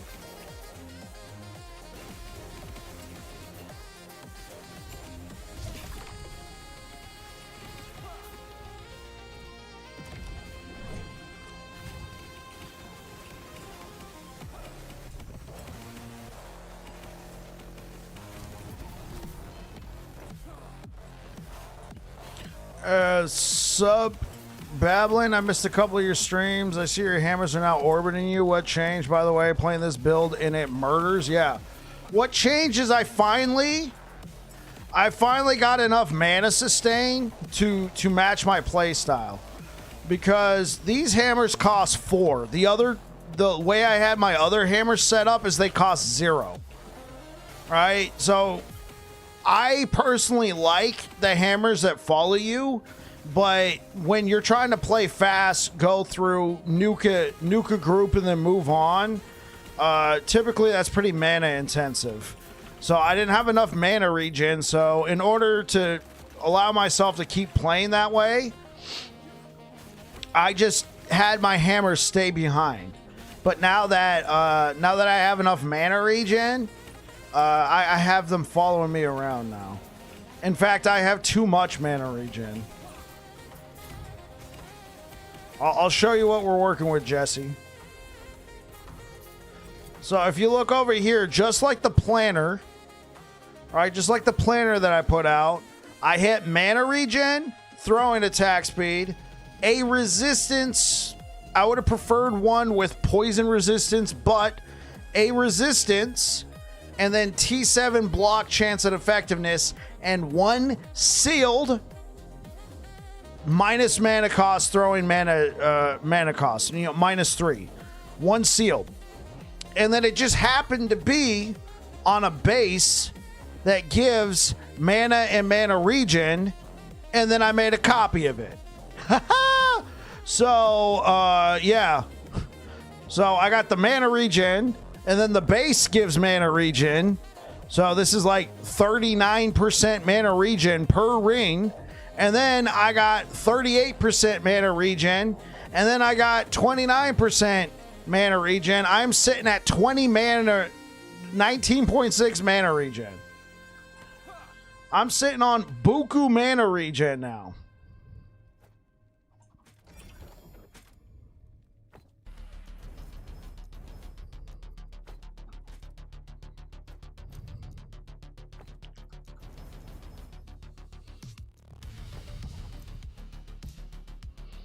So I'm trying to set up another ring with similar stats. This one might work, and it's got poison resistance, so I could use this one if the need arises.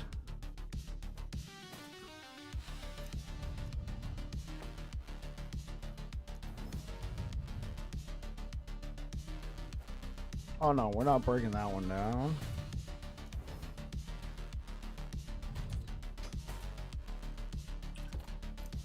Oh, come on, it's perfect.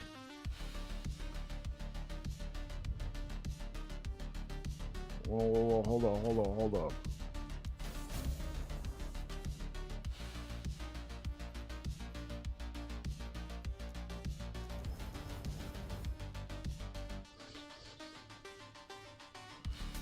Nice. I'm sea level 62, no mana issues. I did find a champion mace with 23% smite. Hey, what up, Simon? Yeah, that sounds good. Cool.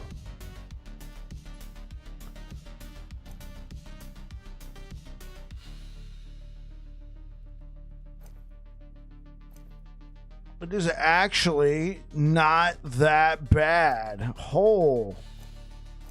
It's like only a couple health off.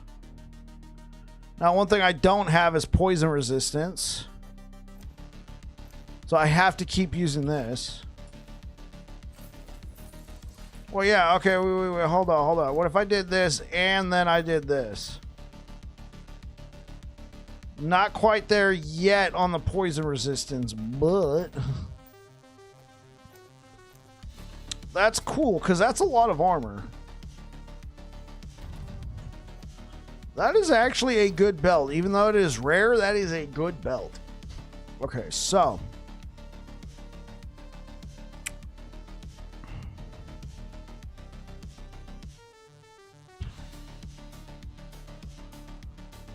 Okay. Here's what we're going to do.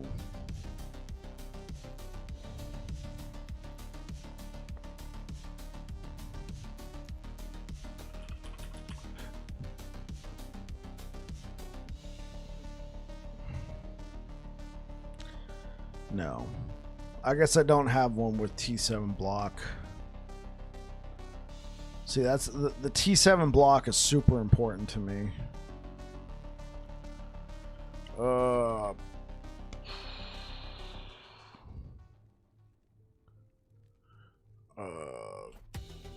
No, the T7 is just super important. All right.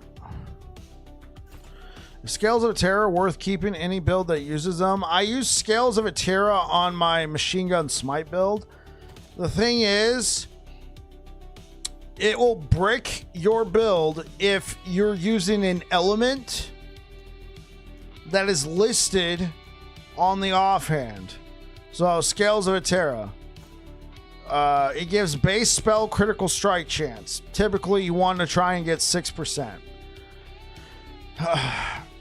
Increase cast speed. That the whole 9 yards. Casting a cold spell grants cold infusion. You don't want any infusion.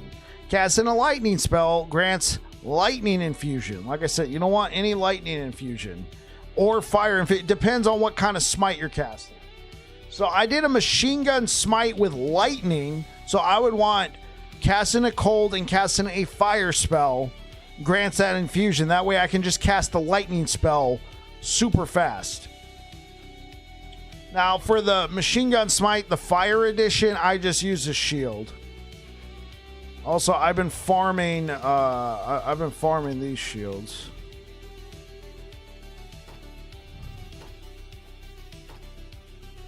Yeah, I've been farming these face of the mountain shields. I got a Q confession to make. I switched to Smite Fisher build from Dread last league because I loved it. My ADD kicks in looking at your reigns. Sort.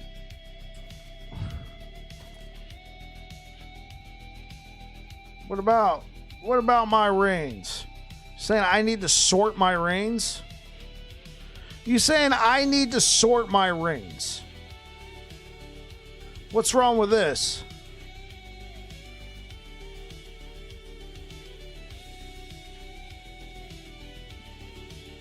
Don't you like this, Jesse?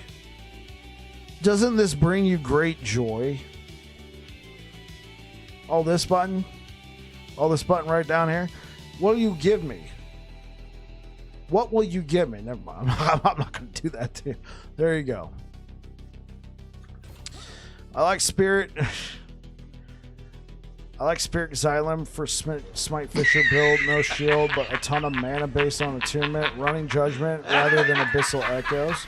Yeah, that sounds alright, Nanari. You serious? What up, trader?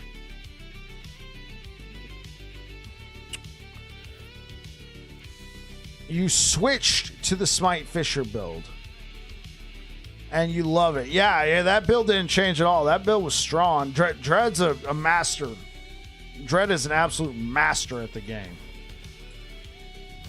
The first build I ever followed. First build guy I ever followed. I was like, who's this guy? Dread? Okay, whatever. You're the best, bravo. Yeah, I wasn't going to do that to you.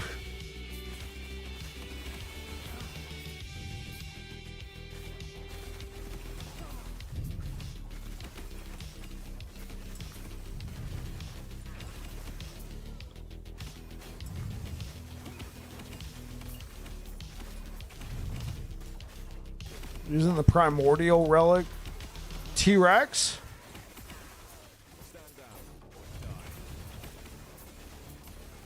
Or are you using the other one? Reliquary? Reliquary's Nest?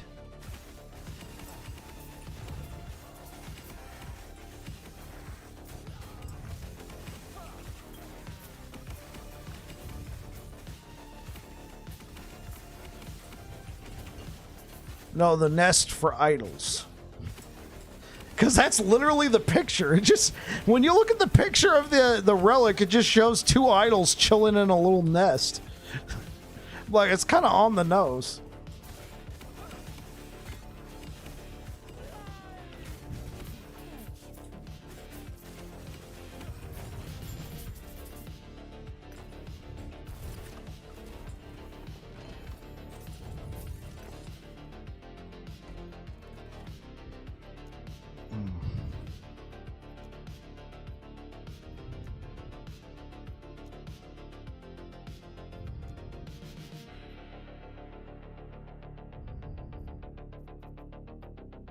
Okay, where can we push out further? This one, okay, what if we pushed out here?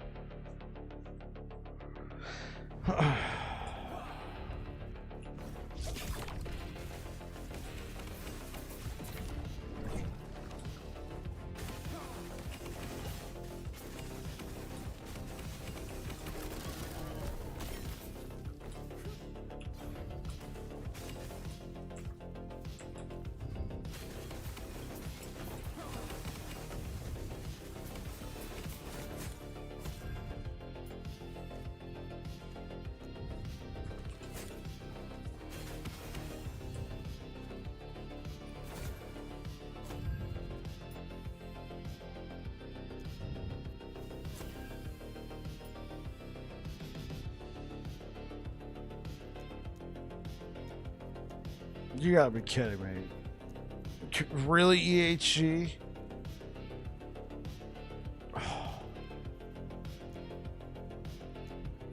I can't, like, put this over this? Oh my gosh.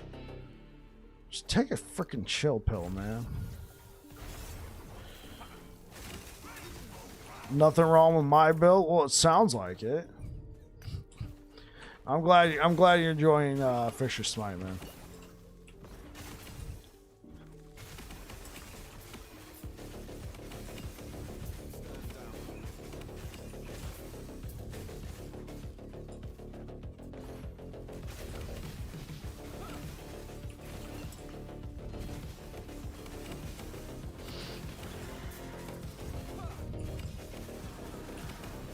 I mean, they're both kind of the same concept. They both do dot damage. Just one's a self-cast spell build. The other one is, well, hammers. We apply ailments. Healing as a traversal skill is great. Healing Hand is a pretty cool traversal skill. Yeah, I mean, they're both similar. Reflect Divine Bolts also was fun time. Just the fact that Reflect in general in this game is no longer a meme is just kind of impressive.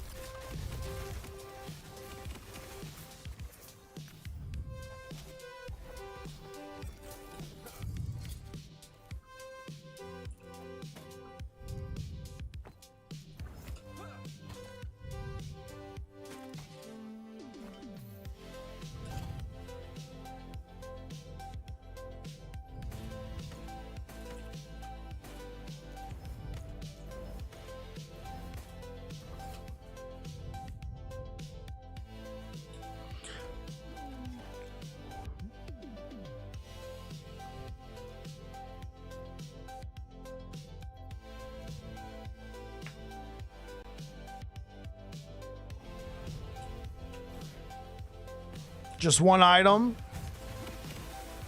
and all builds can build Reflect. I suppose that's true.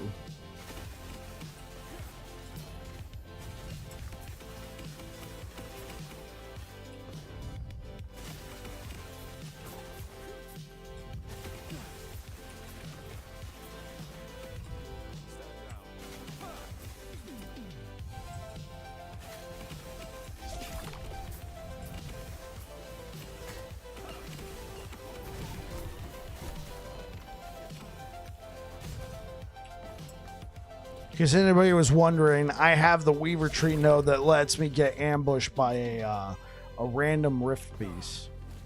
That's what happened.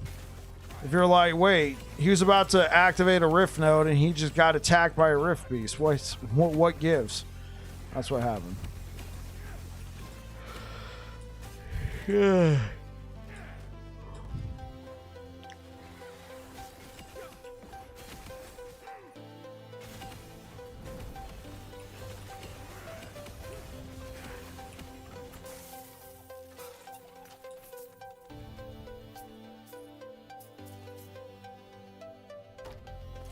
Bastion of Honor. Okay.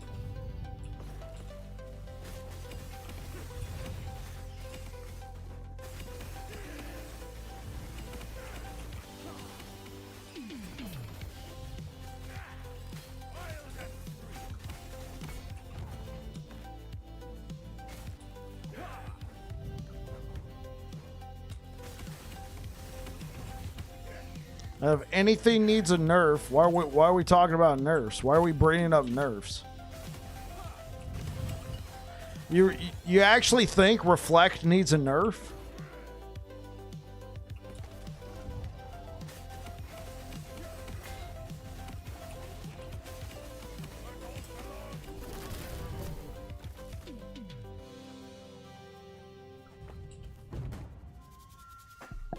Oh, so that's like a T5 affix if you put it on your gear.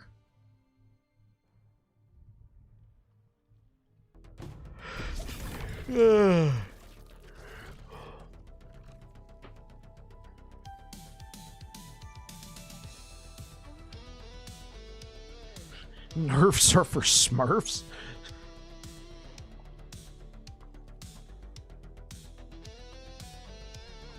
That's right, nerfs are for Smurfs. We nerf the Smurfs. No smurfing around here. Last Epoch is for new players only. No smurfing.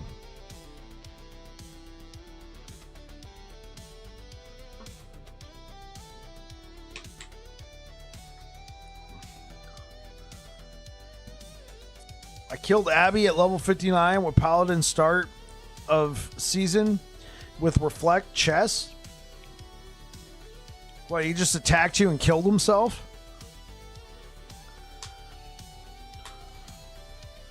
Reflect Shaman seems to be broken.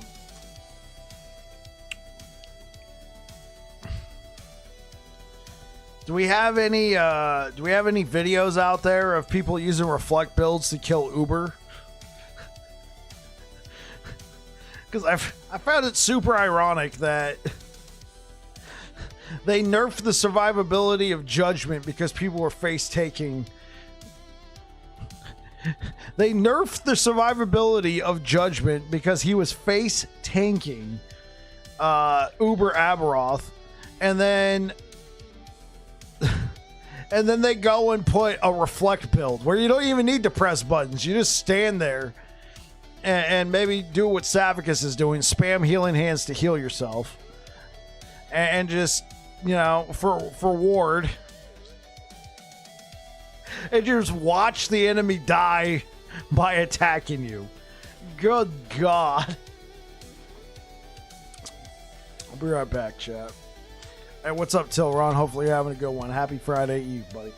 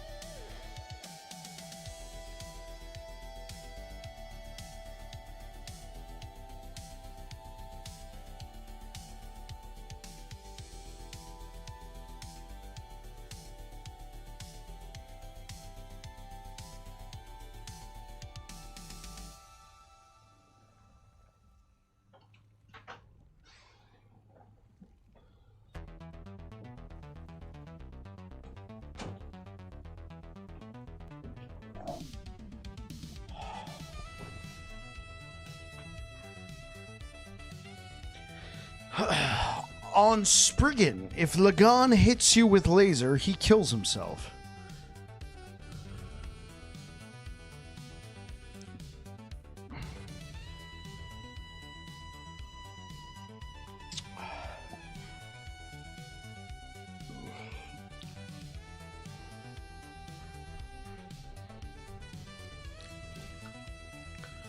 I always thought like Thorns and Reflect builds were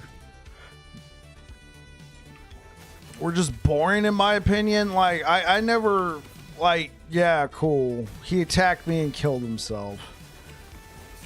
I mean, I'm not gonna lie, you know, the hit me bro play style can be satisfying at times, but for me personally, I'm like, whatever.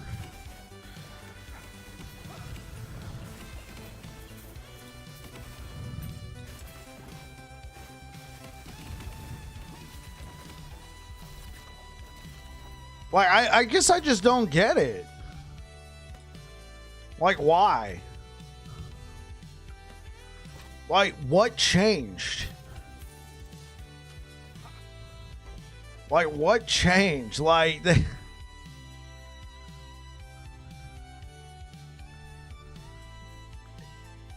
no, it doesn't affect me either.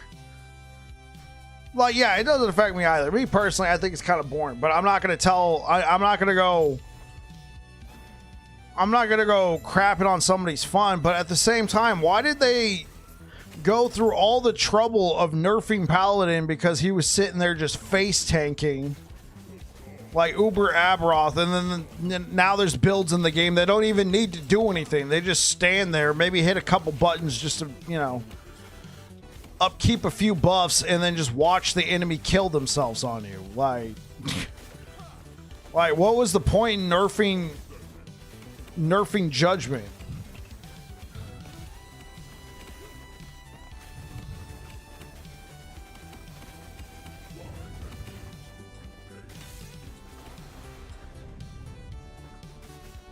Why does it even think? Well, Reflect and you know, from Diablo it was called Thorns, but it's been a playstyle in games for a while. Judgment is still savage. Yeah, I'm not debating that, but it did seem like with all the nerfs on Judgment, they were trying to prevent the immortal Judgment. You know what I'm saying? They were trying to prevent the immortal playstyle. They didn't really nerf its damage. They just nerfed the immortal style of just sitting there face tanking the entire time. And then they go and do this.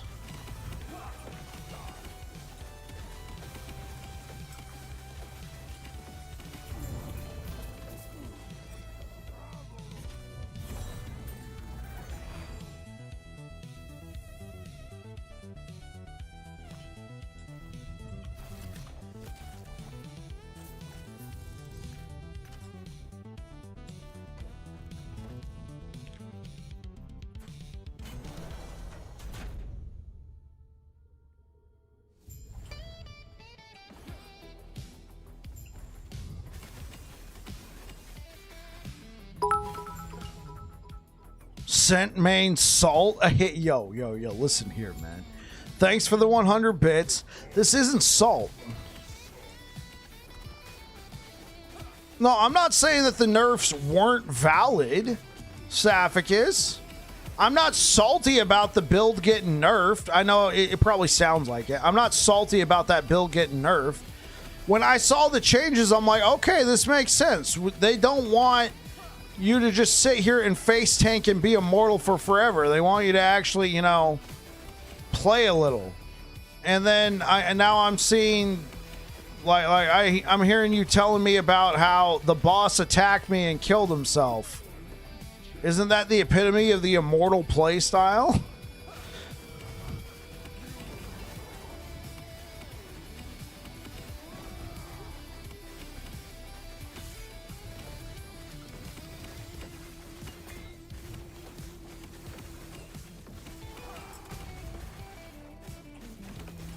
So then I was like, well, then what was the point in nerfing Judgment?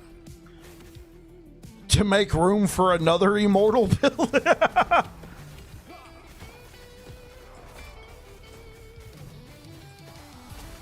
You got bored with it? Yeah, that's absolutely. I got bored with it too. The only reason why I stuck with it is because I knew it could kill Uber Aberoth. It's not immortal. I only have 90k armor.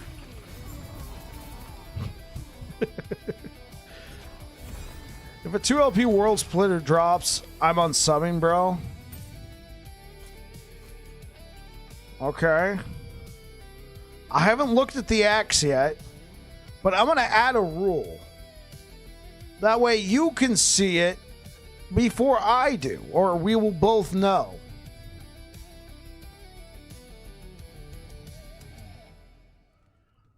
We can have it highlight keys.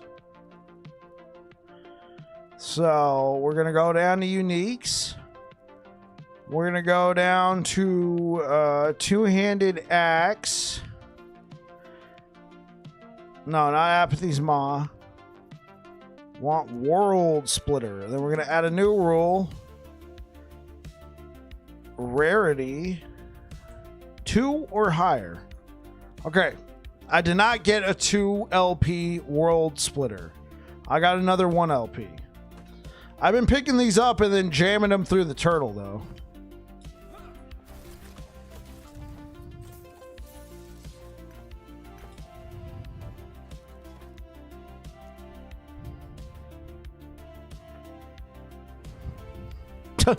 Damn, GG.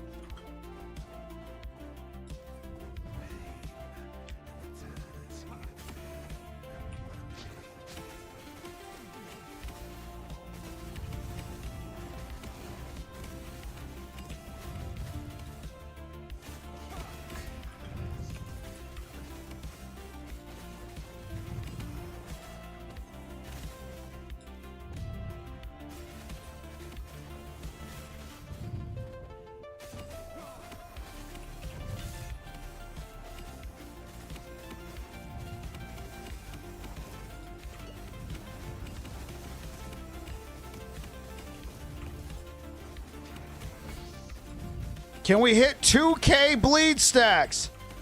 2K. Can it be done? I think Orbis is too skinny. I'm just going to consume him. I think Orbis is too skinny.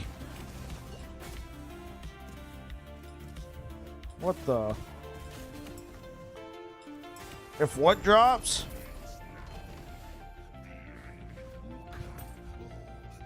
If I get a 2LP World Splitter?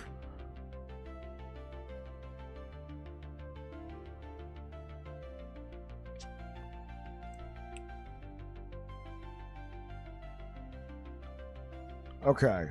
Well, this isn't a World Splitter. That's an Apathies.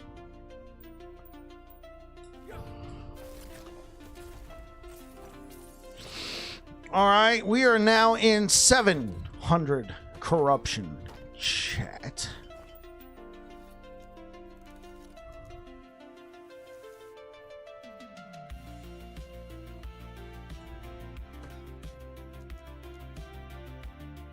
Wait, that was the wrong one.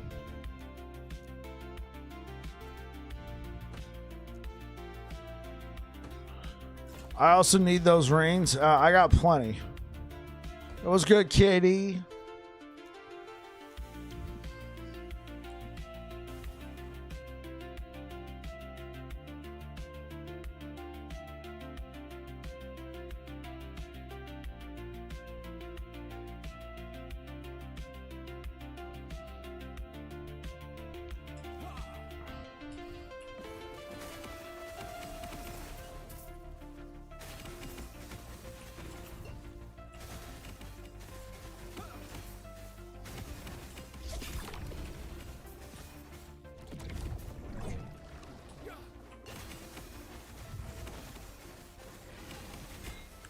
I don't think I'll hit 2,000 either on this one.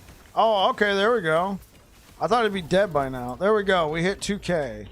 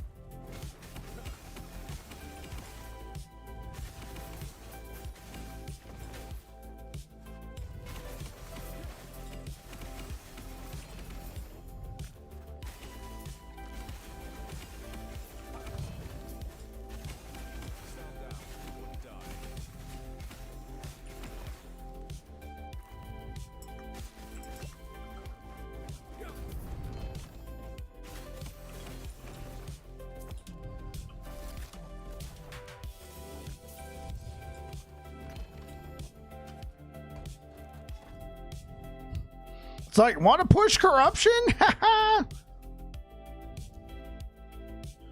Sure. Let's do it. Let's push corruption. We're pushing corruption, chat. Welcome to Pushing Corruption with Bike.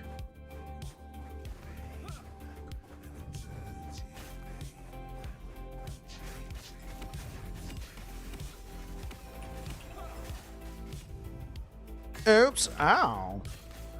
Now what's in here, mister?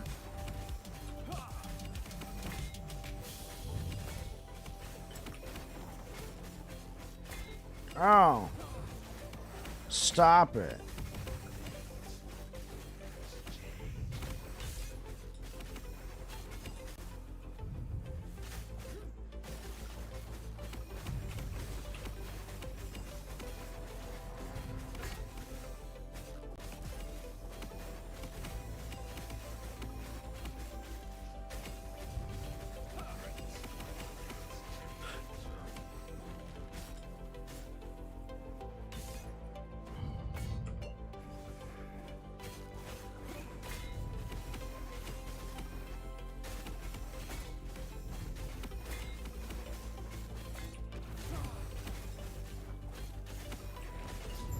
LP Skinner.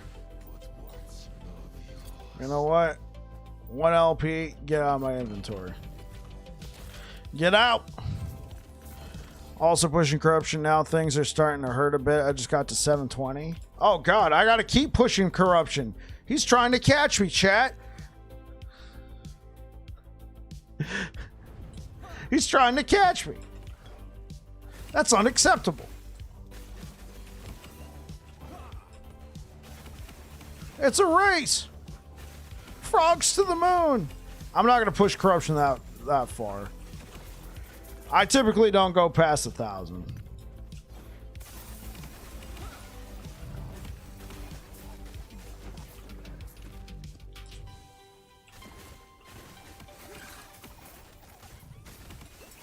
My goal is 1K as well. Yeah, I'll probably hit 1K tomorrow, but I wanted to give myself more time to farm, and I don't want to just push it too far too fast sort of thing.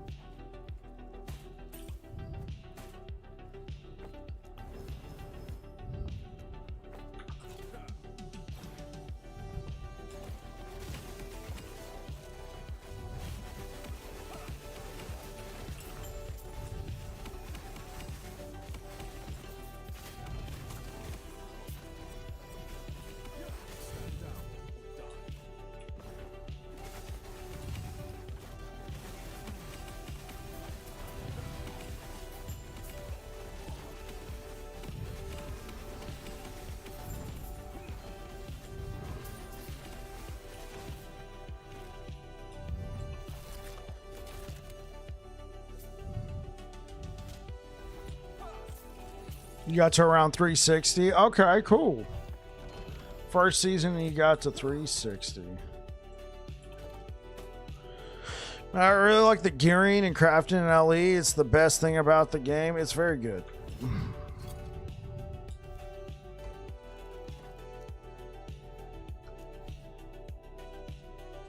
It's very good indeed, sir.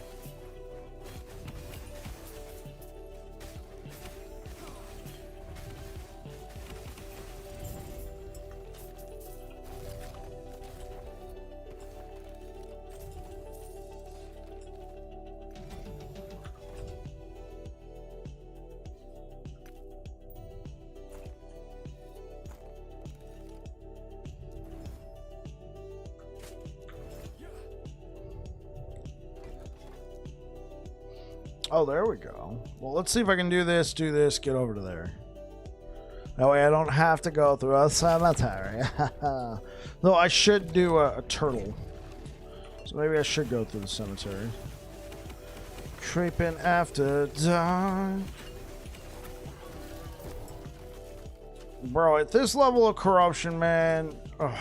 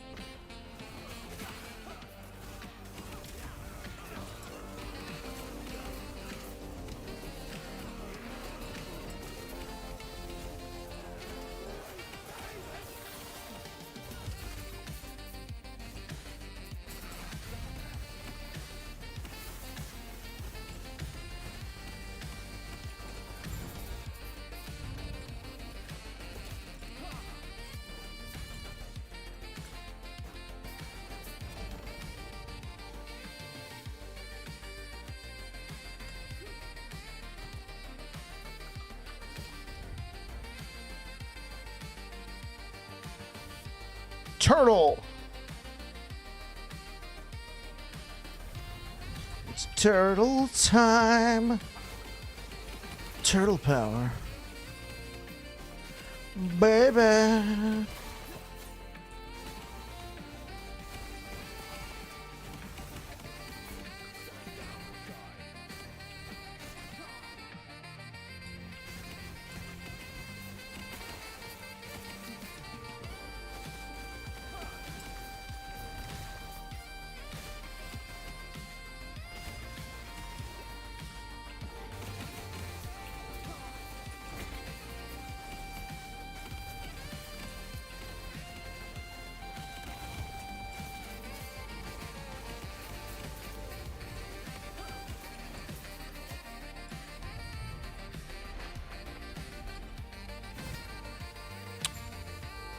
Got 1 LP. Let's push it to 3.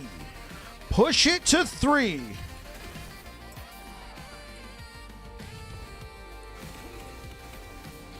Woven Beacon Strat is nice if you to farm a specific Woven Echo. Huh? The Woven Beacon Strat is nice if you ant to farm a specific Woven Echo. Oh, you mean imprint a Woven Beacon and then just reveal more of the map? Well, not the map. I guess the map of the web.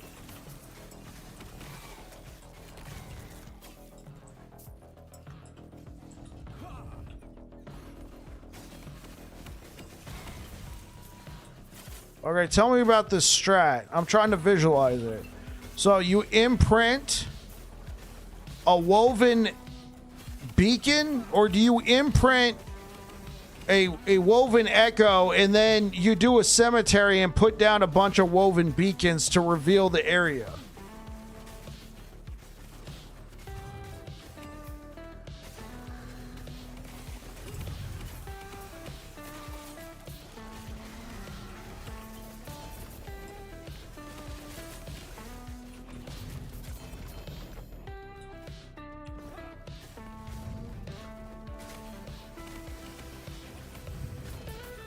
Okay, so you imprint both, 1 and 1.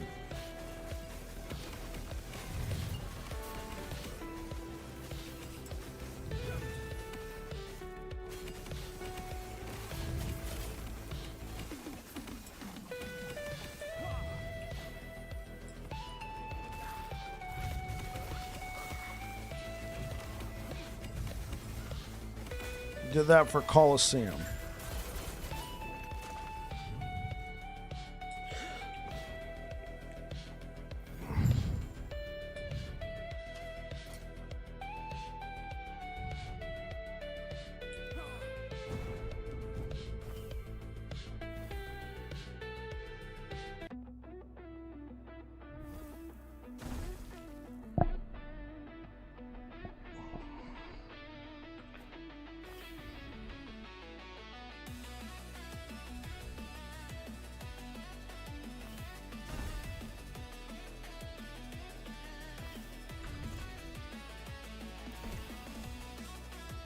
Are these super arenas? Forgotten Keep. To confront the Baroness. I don't feel like doing any of that. Where's my turtle? Turtle. Let me throw down a Nemesis. Let me throw down 2.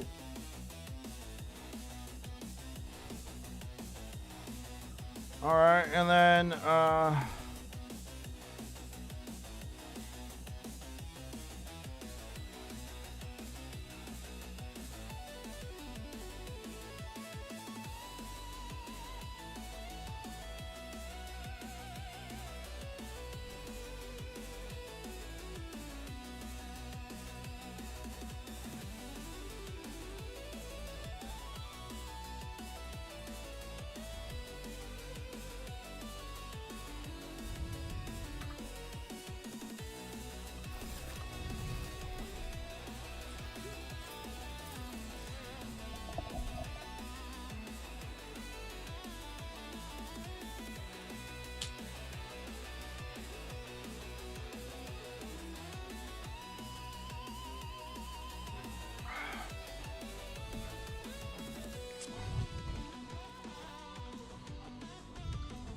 Grand Brewery.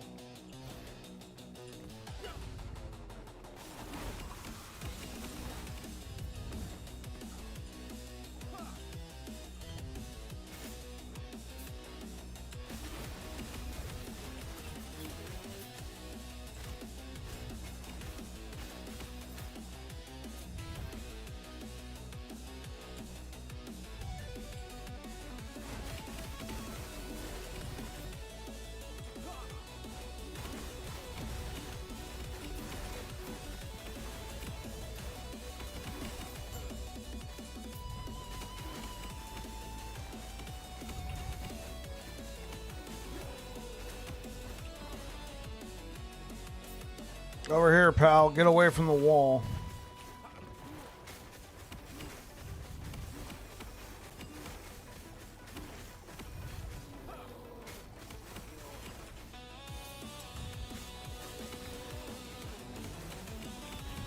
And you're dead.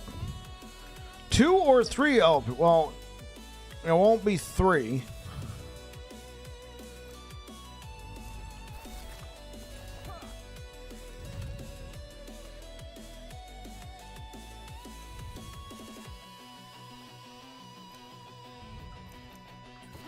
Is there a better traversal skill than Shield Rush? I don't think so. I like it. Is this a super arena?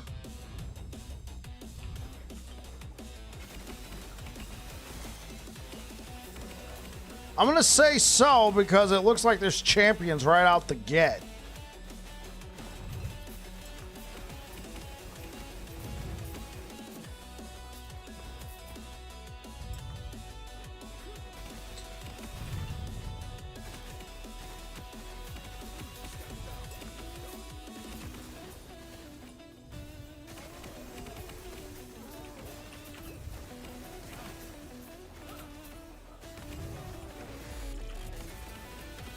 Yo, Rebel, thank you for the follow over on Twitch.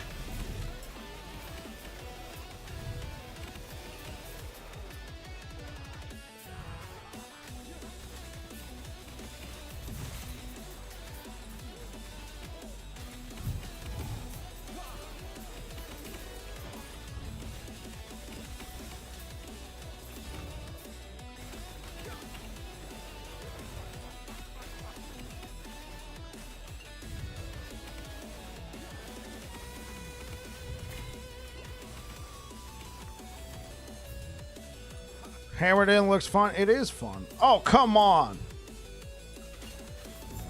There we go. Yeah, I like it a lot. How you doing today, Rebel? How are you doing today? If you're interested, there you go. Yep.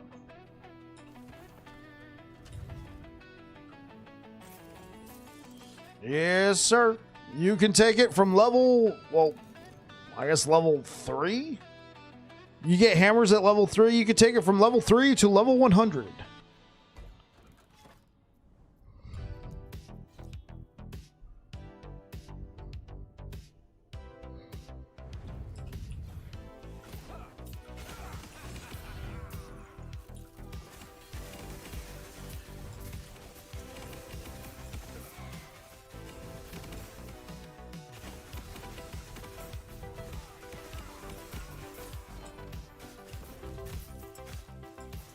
Guys, this is happening today.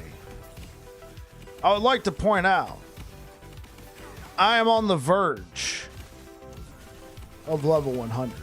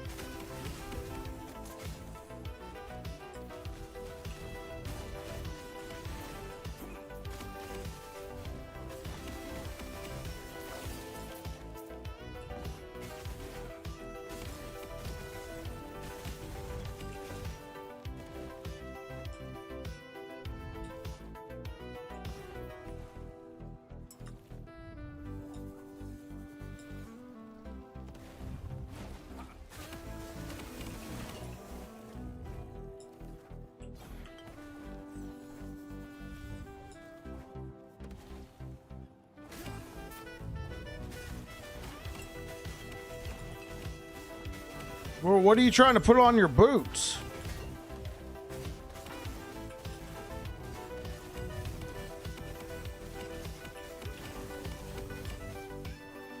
Swap vitality to dex. Yeah, that should work, right? Unless they don't let you mess with vitality at all. Did the other items you were using have vitality on them?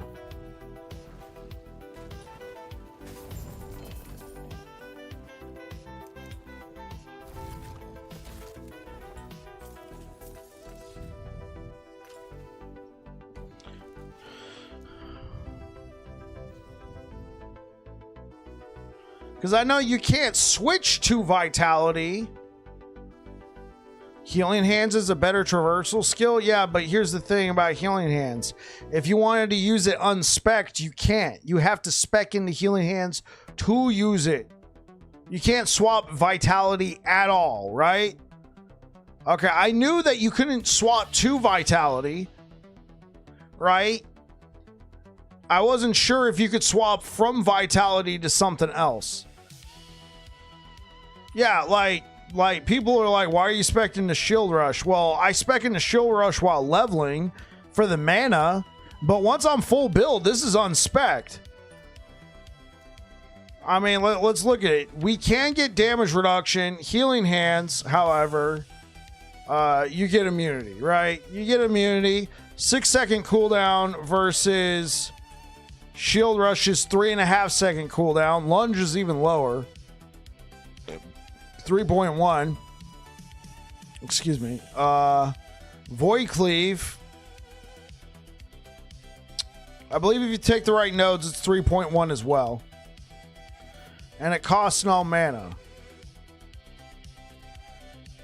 Well, yeah, if you have Healing Hands spec to not cost mana. While leveling, that is pretty nice. I'm not gonna lie, that is pretty nice, especially if you are using Healing Hands in your build, right? I like Shield Rush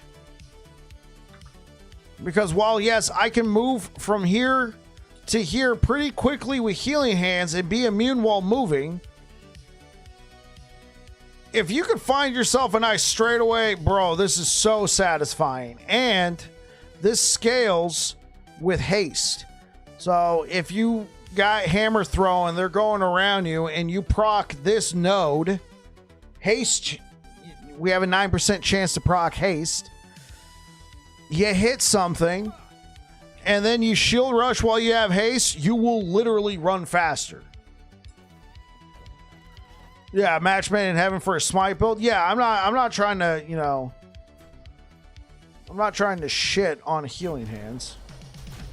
I think it has its pros and cons.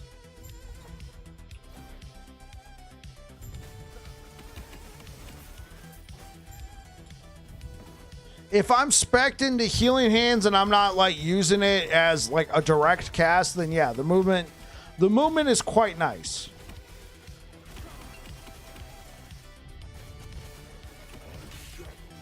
What up, Rocket Cat? I'm doing just well. How about you?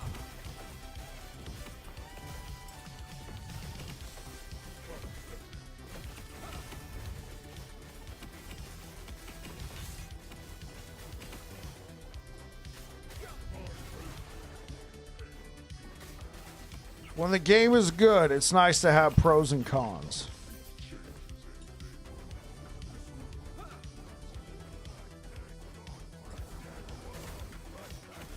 I mean, I think for me personally, specking into a skill purely for traversal in the in-game is so beta.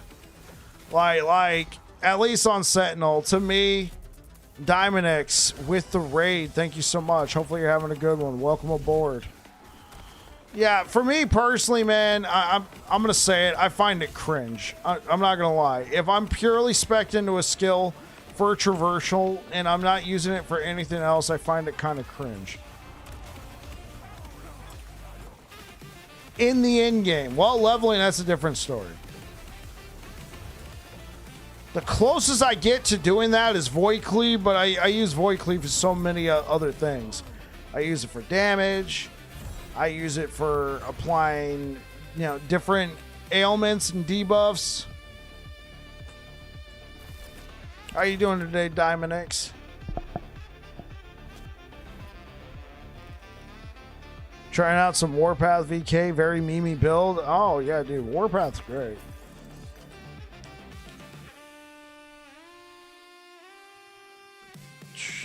How was your stream today?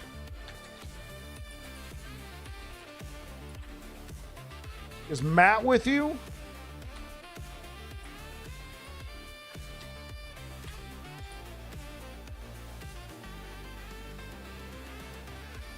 Terrain glitch on missiles. Welcome aboard, Raiders. I am Battling Bike and I play a lot of Sentinel.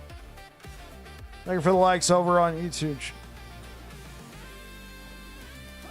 Oh, stream crash. Oh man, I'm sorry to hear that.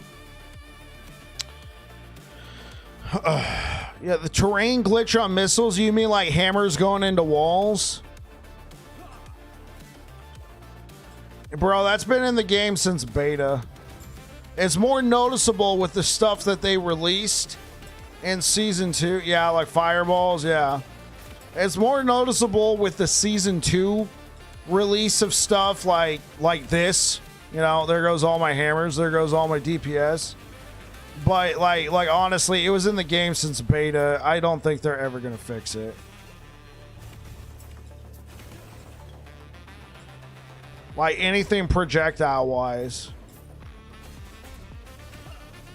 Yeah, you can walk on the terrain. So yours is a little bit different because you're trying to fire in a straight line, but if there's terrain there, it's really annoying. Speaking of annoying,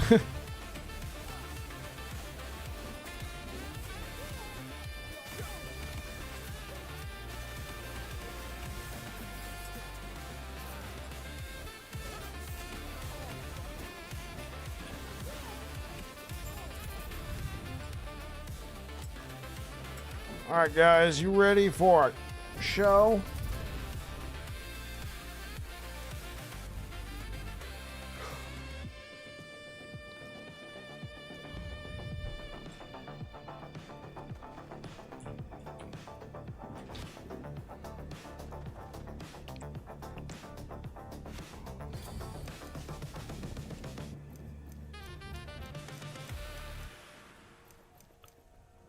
All right, here we go.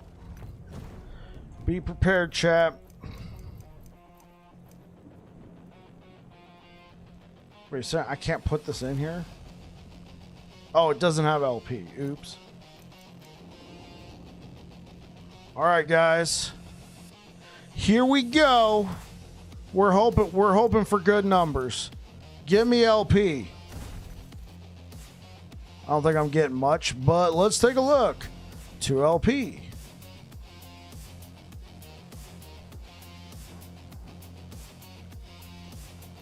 Because it's Shatter Chains, I'll hang on to them. No. Keep. No. No. Keep. Keep. No.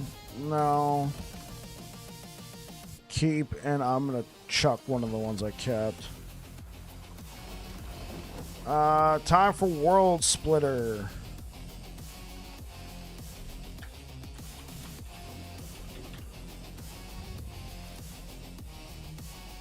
So for the Nemesis, we're going to put these in here.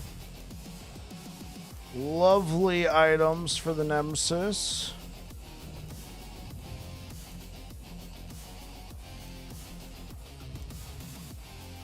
There we go. Okay.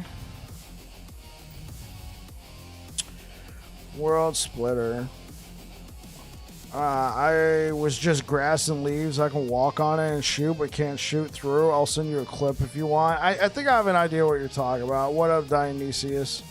2LP streamer client. If I got a 2LP World Splitter out of this, I got a streamer client. Is that what you're saying?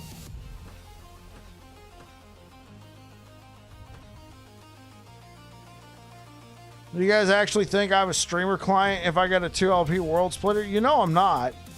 You know I'm not going to get a 2LP world splitter. There is no streamer client. Streamer client can't hurt you. See, look. All right, no 2LP world splitter. Look, there is no such thing as a streamer client or a 2LP world splitter. It doesn't exist. Is there such a thing as a 2LP Apathy's Maw? No, there's no 2LP Apathy's Maw. It can't hurt you. Let's throw away the Garbo ones.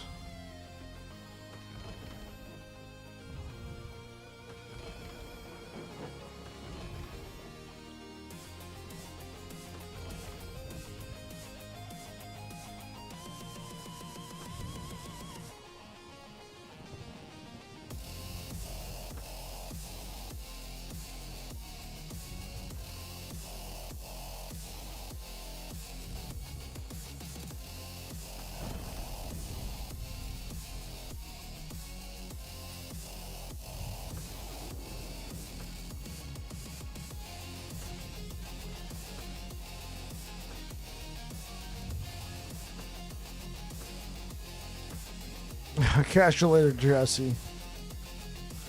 All right, now it is time for Siphon.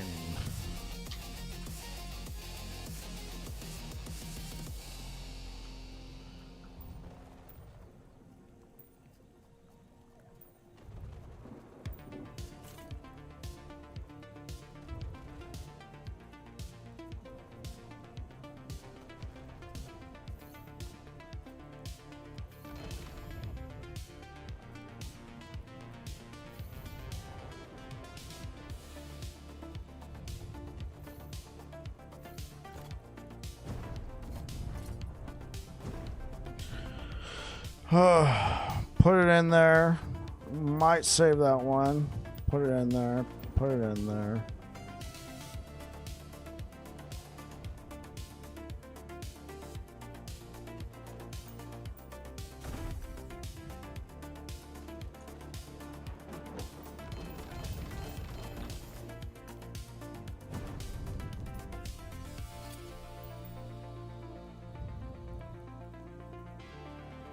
Siphon some 3LPs.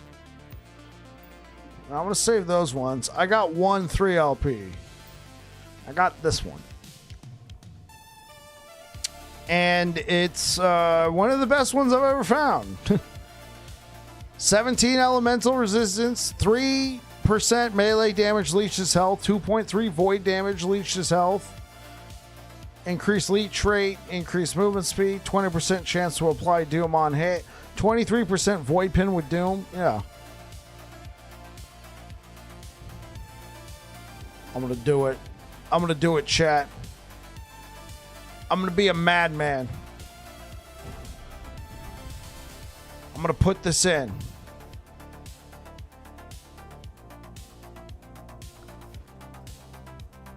All right. I'm going to close my eyes so I won't see if something dropped. All right. Will we get a 2LP Nihilus? I heard something drop. It didn't work. Yeah. +2 all stats. Well, what was the crit? I feel like sure, the all stats are nice, but I mean, I can't think of too many people who pick up that item solely for the all stats.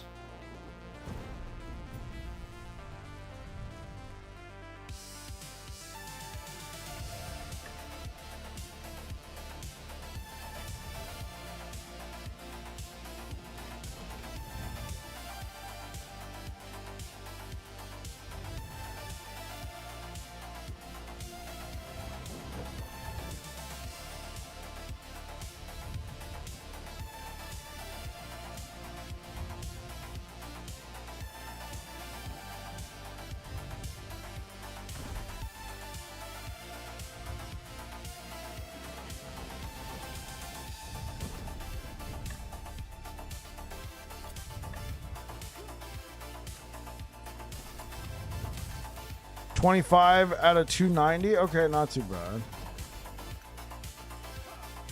What is this? Another 2 LP cleaver solution? Okay. All right.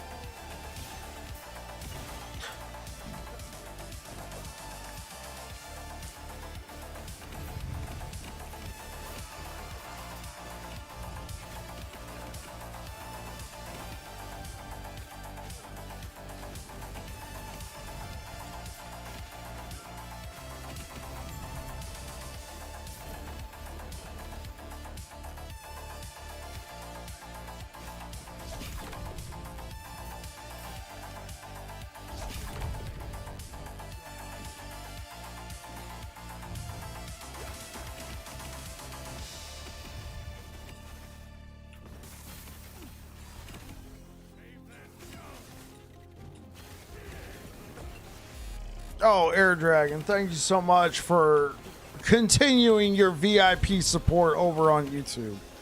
I appreciate it.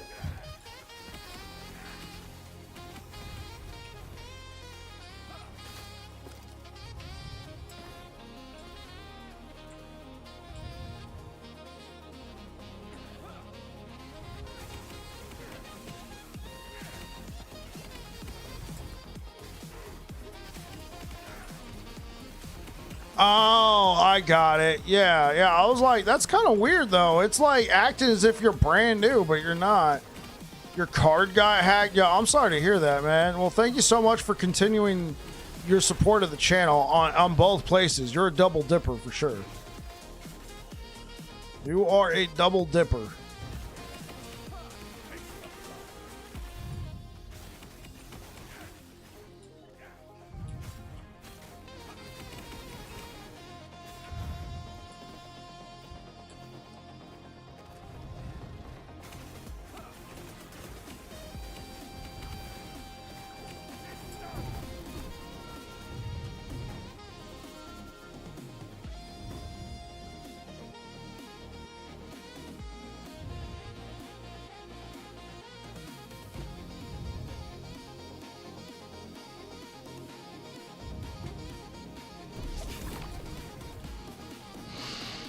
PB, then straight into Nutella. Double dip all day. That's right. Peanut butter, then straight into Nutella. That double dip life beat. Cray, cry.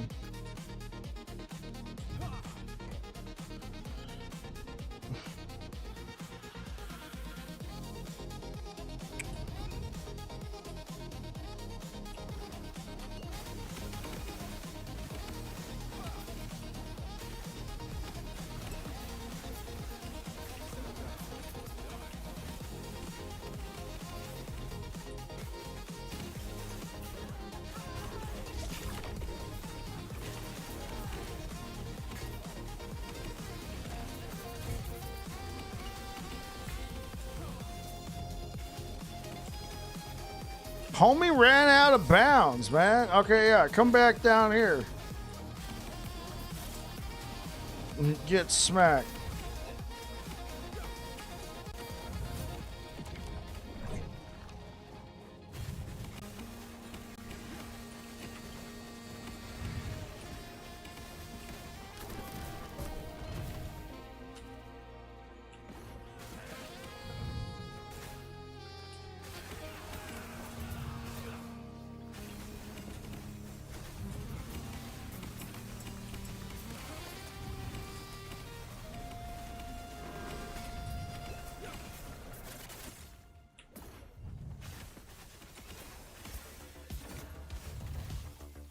2 LP? No. Boo. Back to the turtle you go.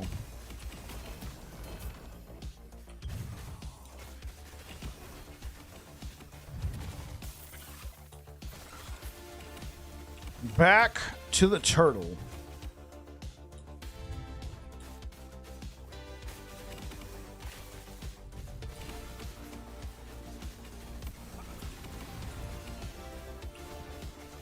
We're so close, chat. We're on the verge of greatness.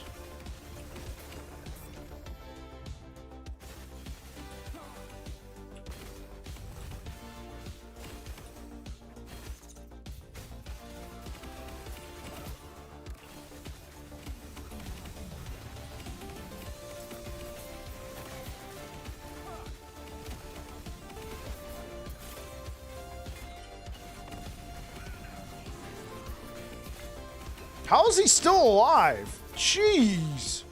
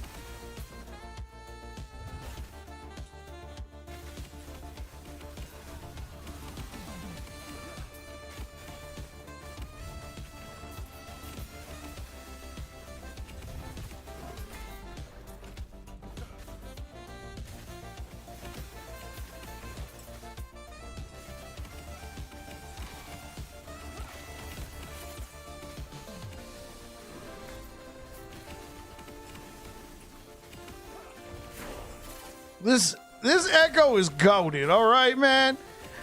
I got so much XP off this Echo, bro. Oh, level 100, chat. We did it. Level 100, Season 3. Ship it.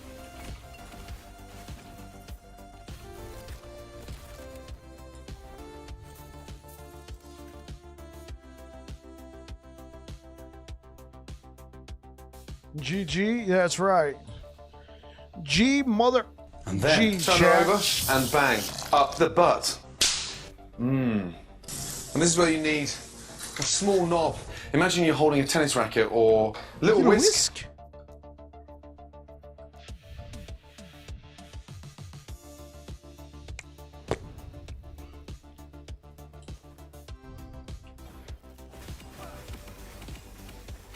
That's a lot of nuts! Oh no. I would like to buy a pound of nuts. That's a lot of nuts. That'll be $4, baby. You want fries with that?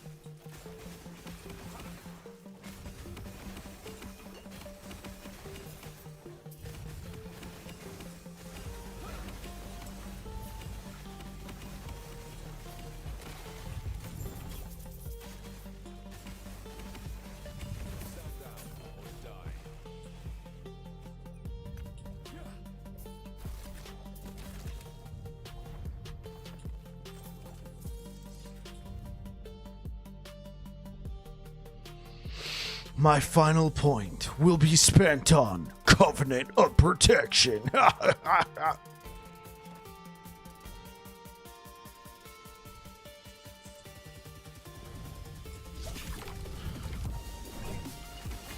Oh no! No! Run away! Gloves? No, you suck.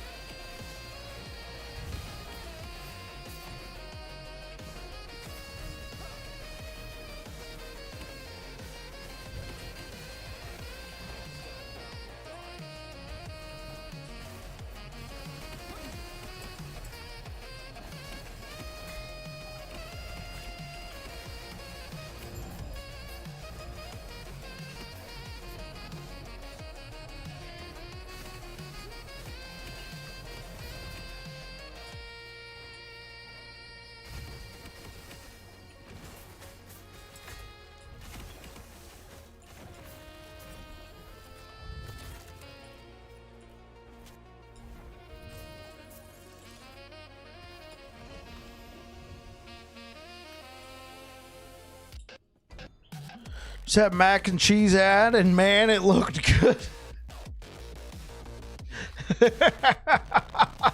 Man, that actually looks pretty good over there. Was it Kraft?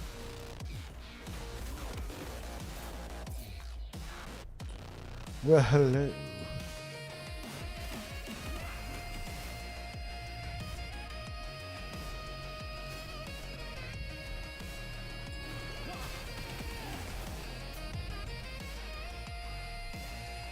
Yeah, okay.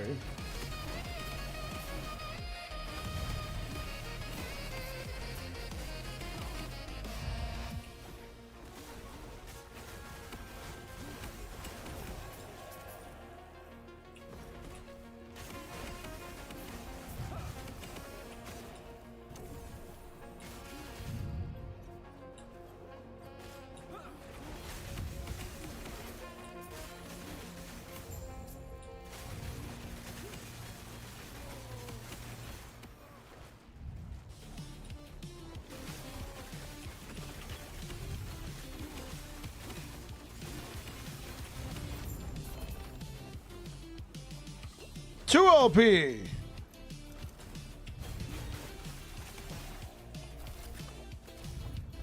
Is it a good 2 LP?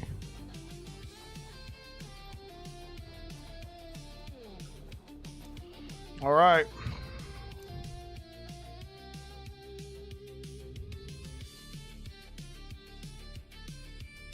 Let's see what kind of belts I got.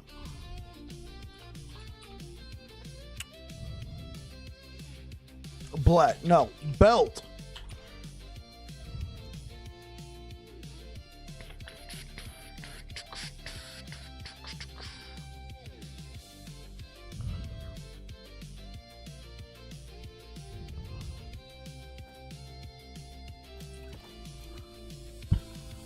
All right.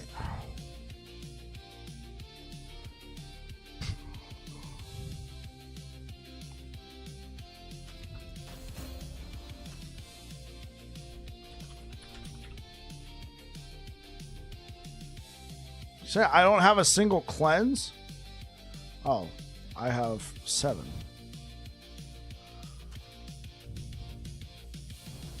Okay, you know what? That works for me. Okay.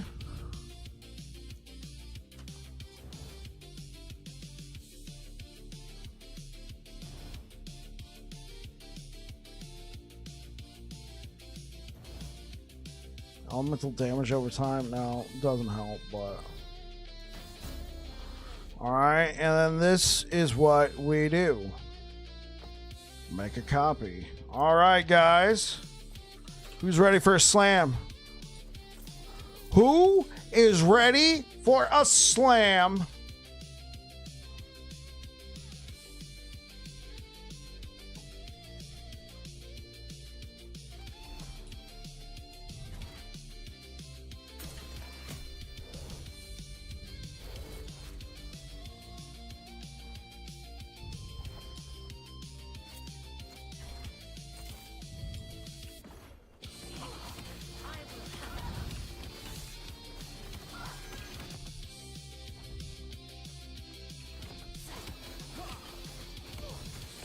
Yeah, Dionysius, jump into the Discord and put it in the last Epoch build help channel.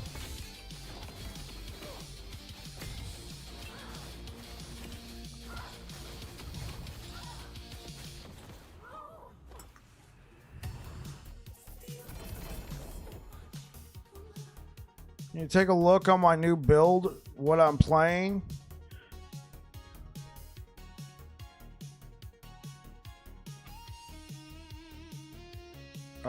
Not at this moment.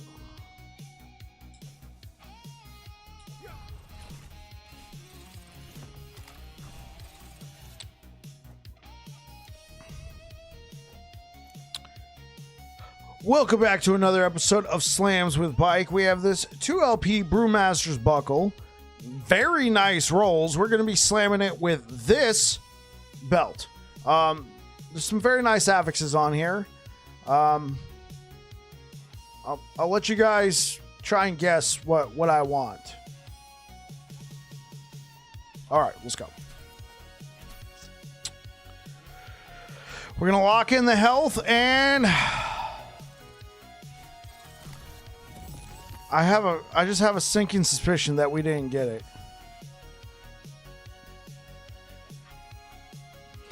This has been Slams with Bike. We want to cleanse. We want to cleanse.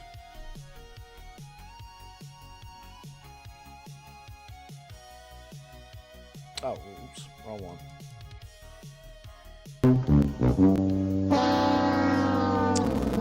Yep.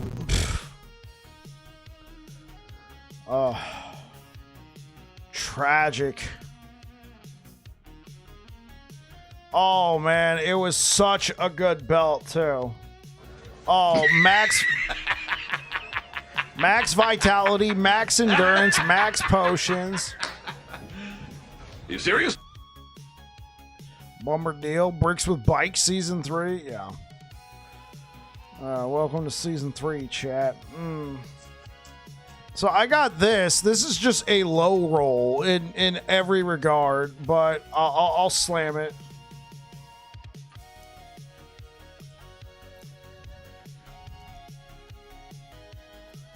Though I kind of don't want to waste this. No streamer client confirmed. That's right. There's no streamer client. Streamer client can't hurt you.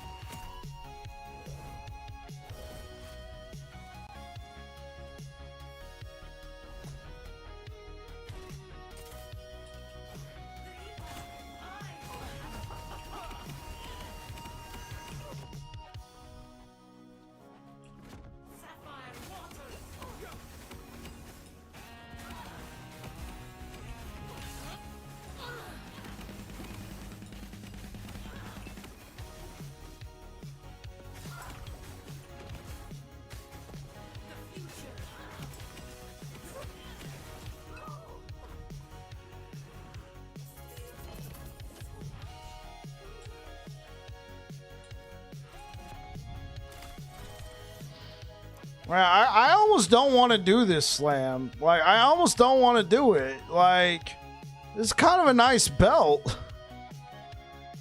Welcome back to another episode of Slams with Bike. We have this 2LP Brewmaster's buckle, and we're going to be slamming it with this belt. We want cleanse and we want health. I'm saying it now because the previous one, I didn't say it, and we missed the slam. So, yeah, let's try. Let's hit that. Let's hit that W. Let's hit that W, chat. Cleanse and health.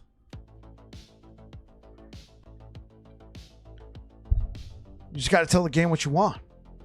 This has been Slams with Bike.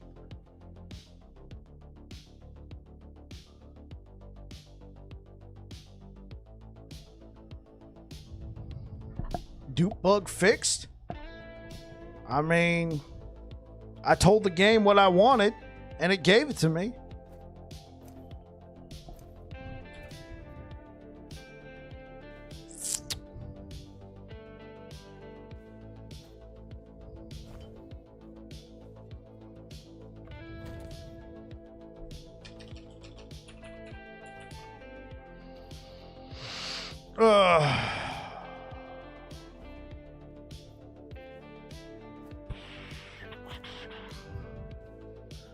Okay, well, in the meantime,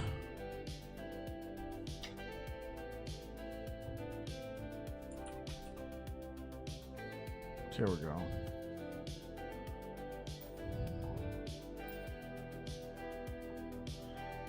I guess I will use this.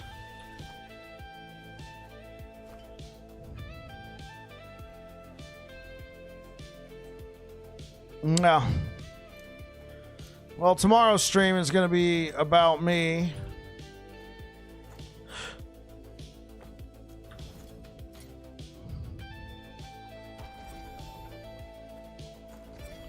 Tomorrow's stream is going to be me trying to, now get a better Brewmaster's buckle. But now we definitely have more health. I do wish I got that 10 vit. It's just low, and I only got 7 potions instead of 8. I'm just being, bleh. All right, guys. Well, thank you so much for being here. Wait, maybe I don't have to do this. Hold up. Well, what if take care all? Yeah, honestly, we will continue this tomorrow. Thank you so much for being here, guys. If you're over here on Twitch, let's raid Zambriel again. Friend of the channel.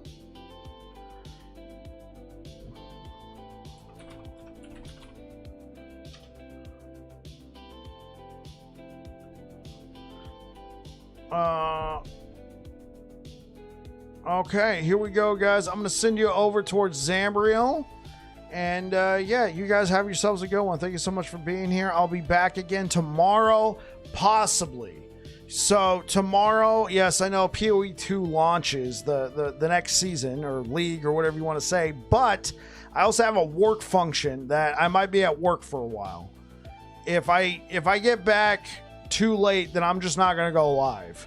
So, we shall see. So, I might be live tomorrow. If not, I'll see you guys on Saturday. Anyway, you guys take care, and hopefully I'll see you guys in the next one. If you're over here on Twitch, say hi to Zambriel for us. All right, and YouTube, thank you so much for being here, guys. I really appreciate all the support, and hopefully I'll see you guys tomorrow, assuming I can be live. Anyway, you guys take care. Peace out.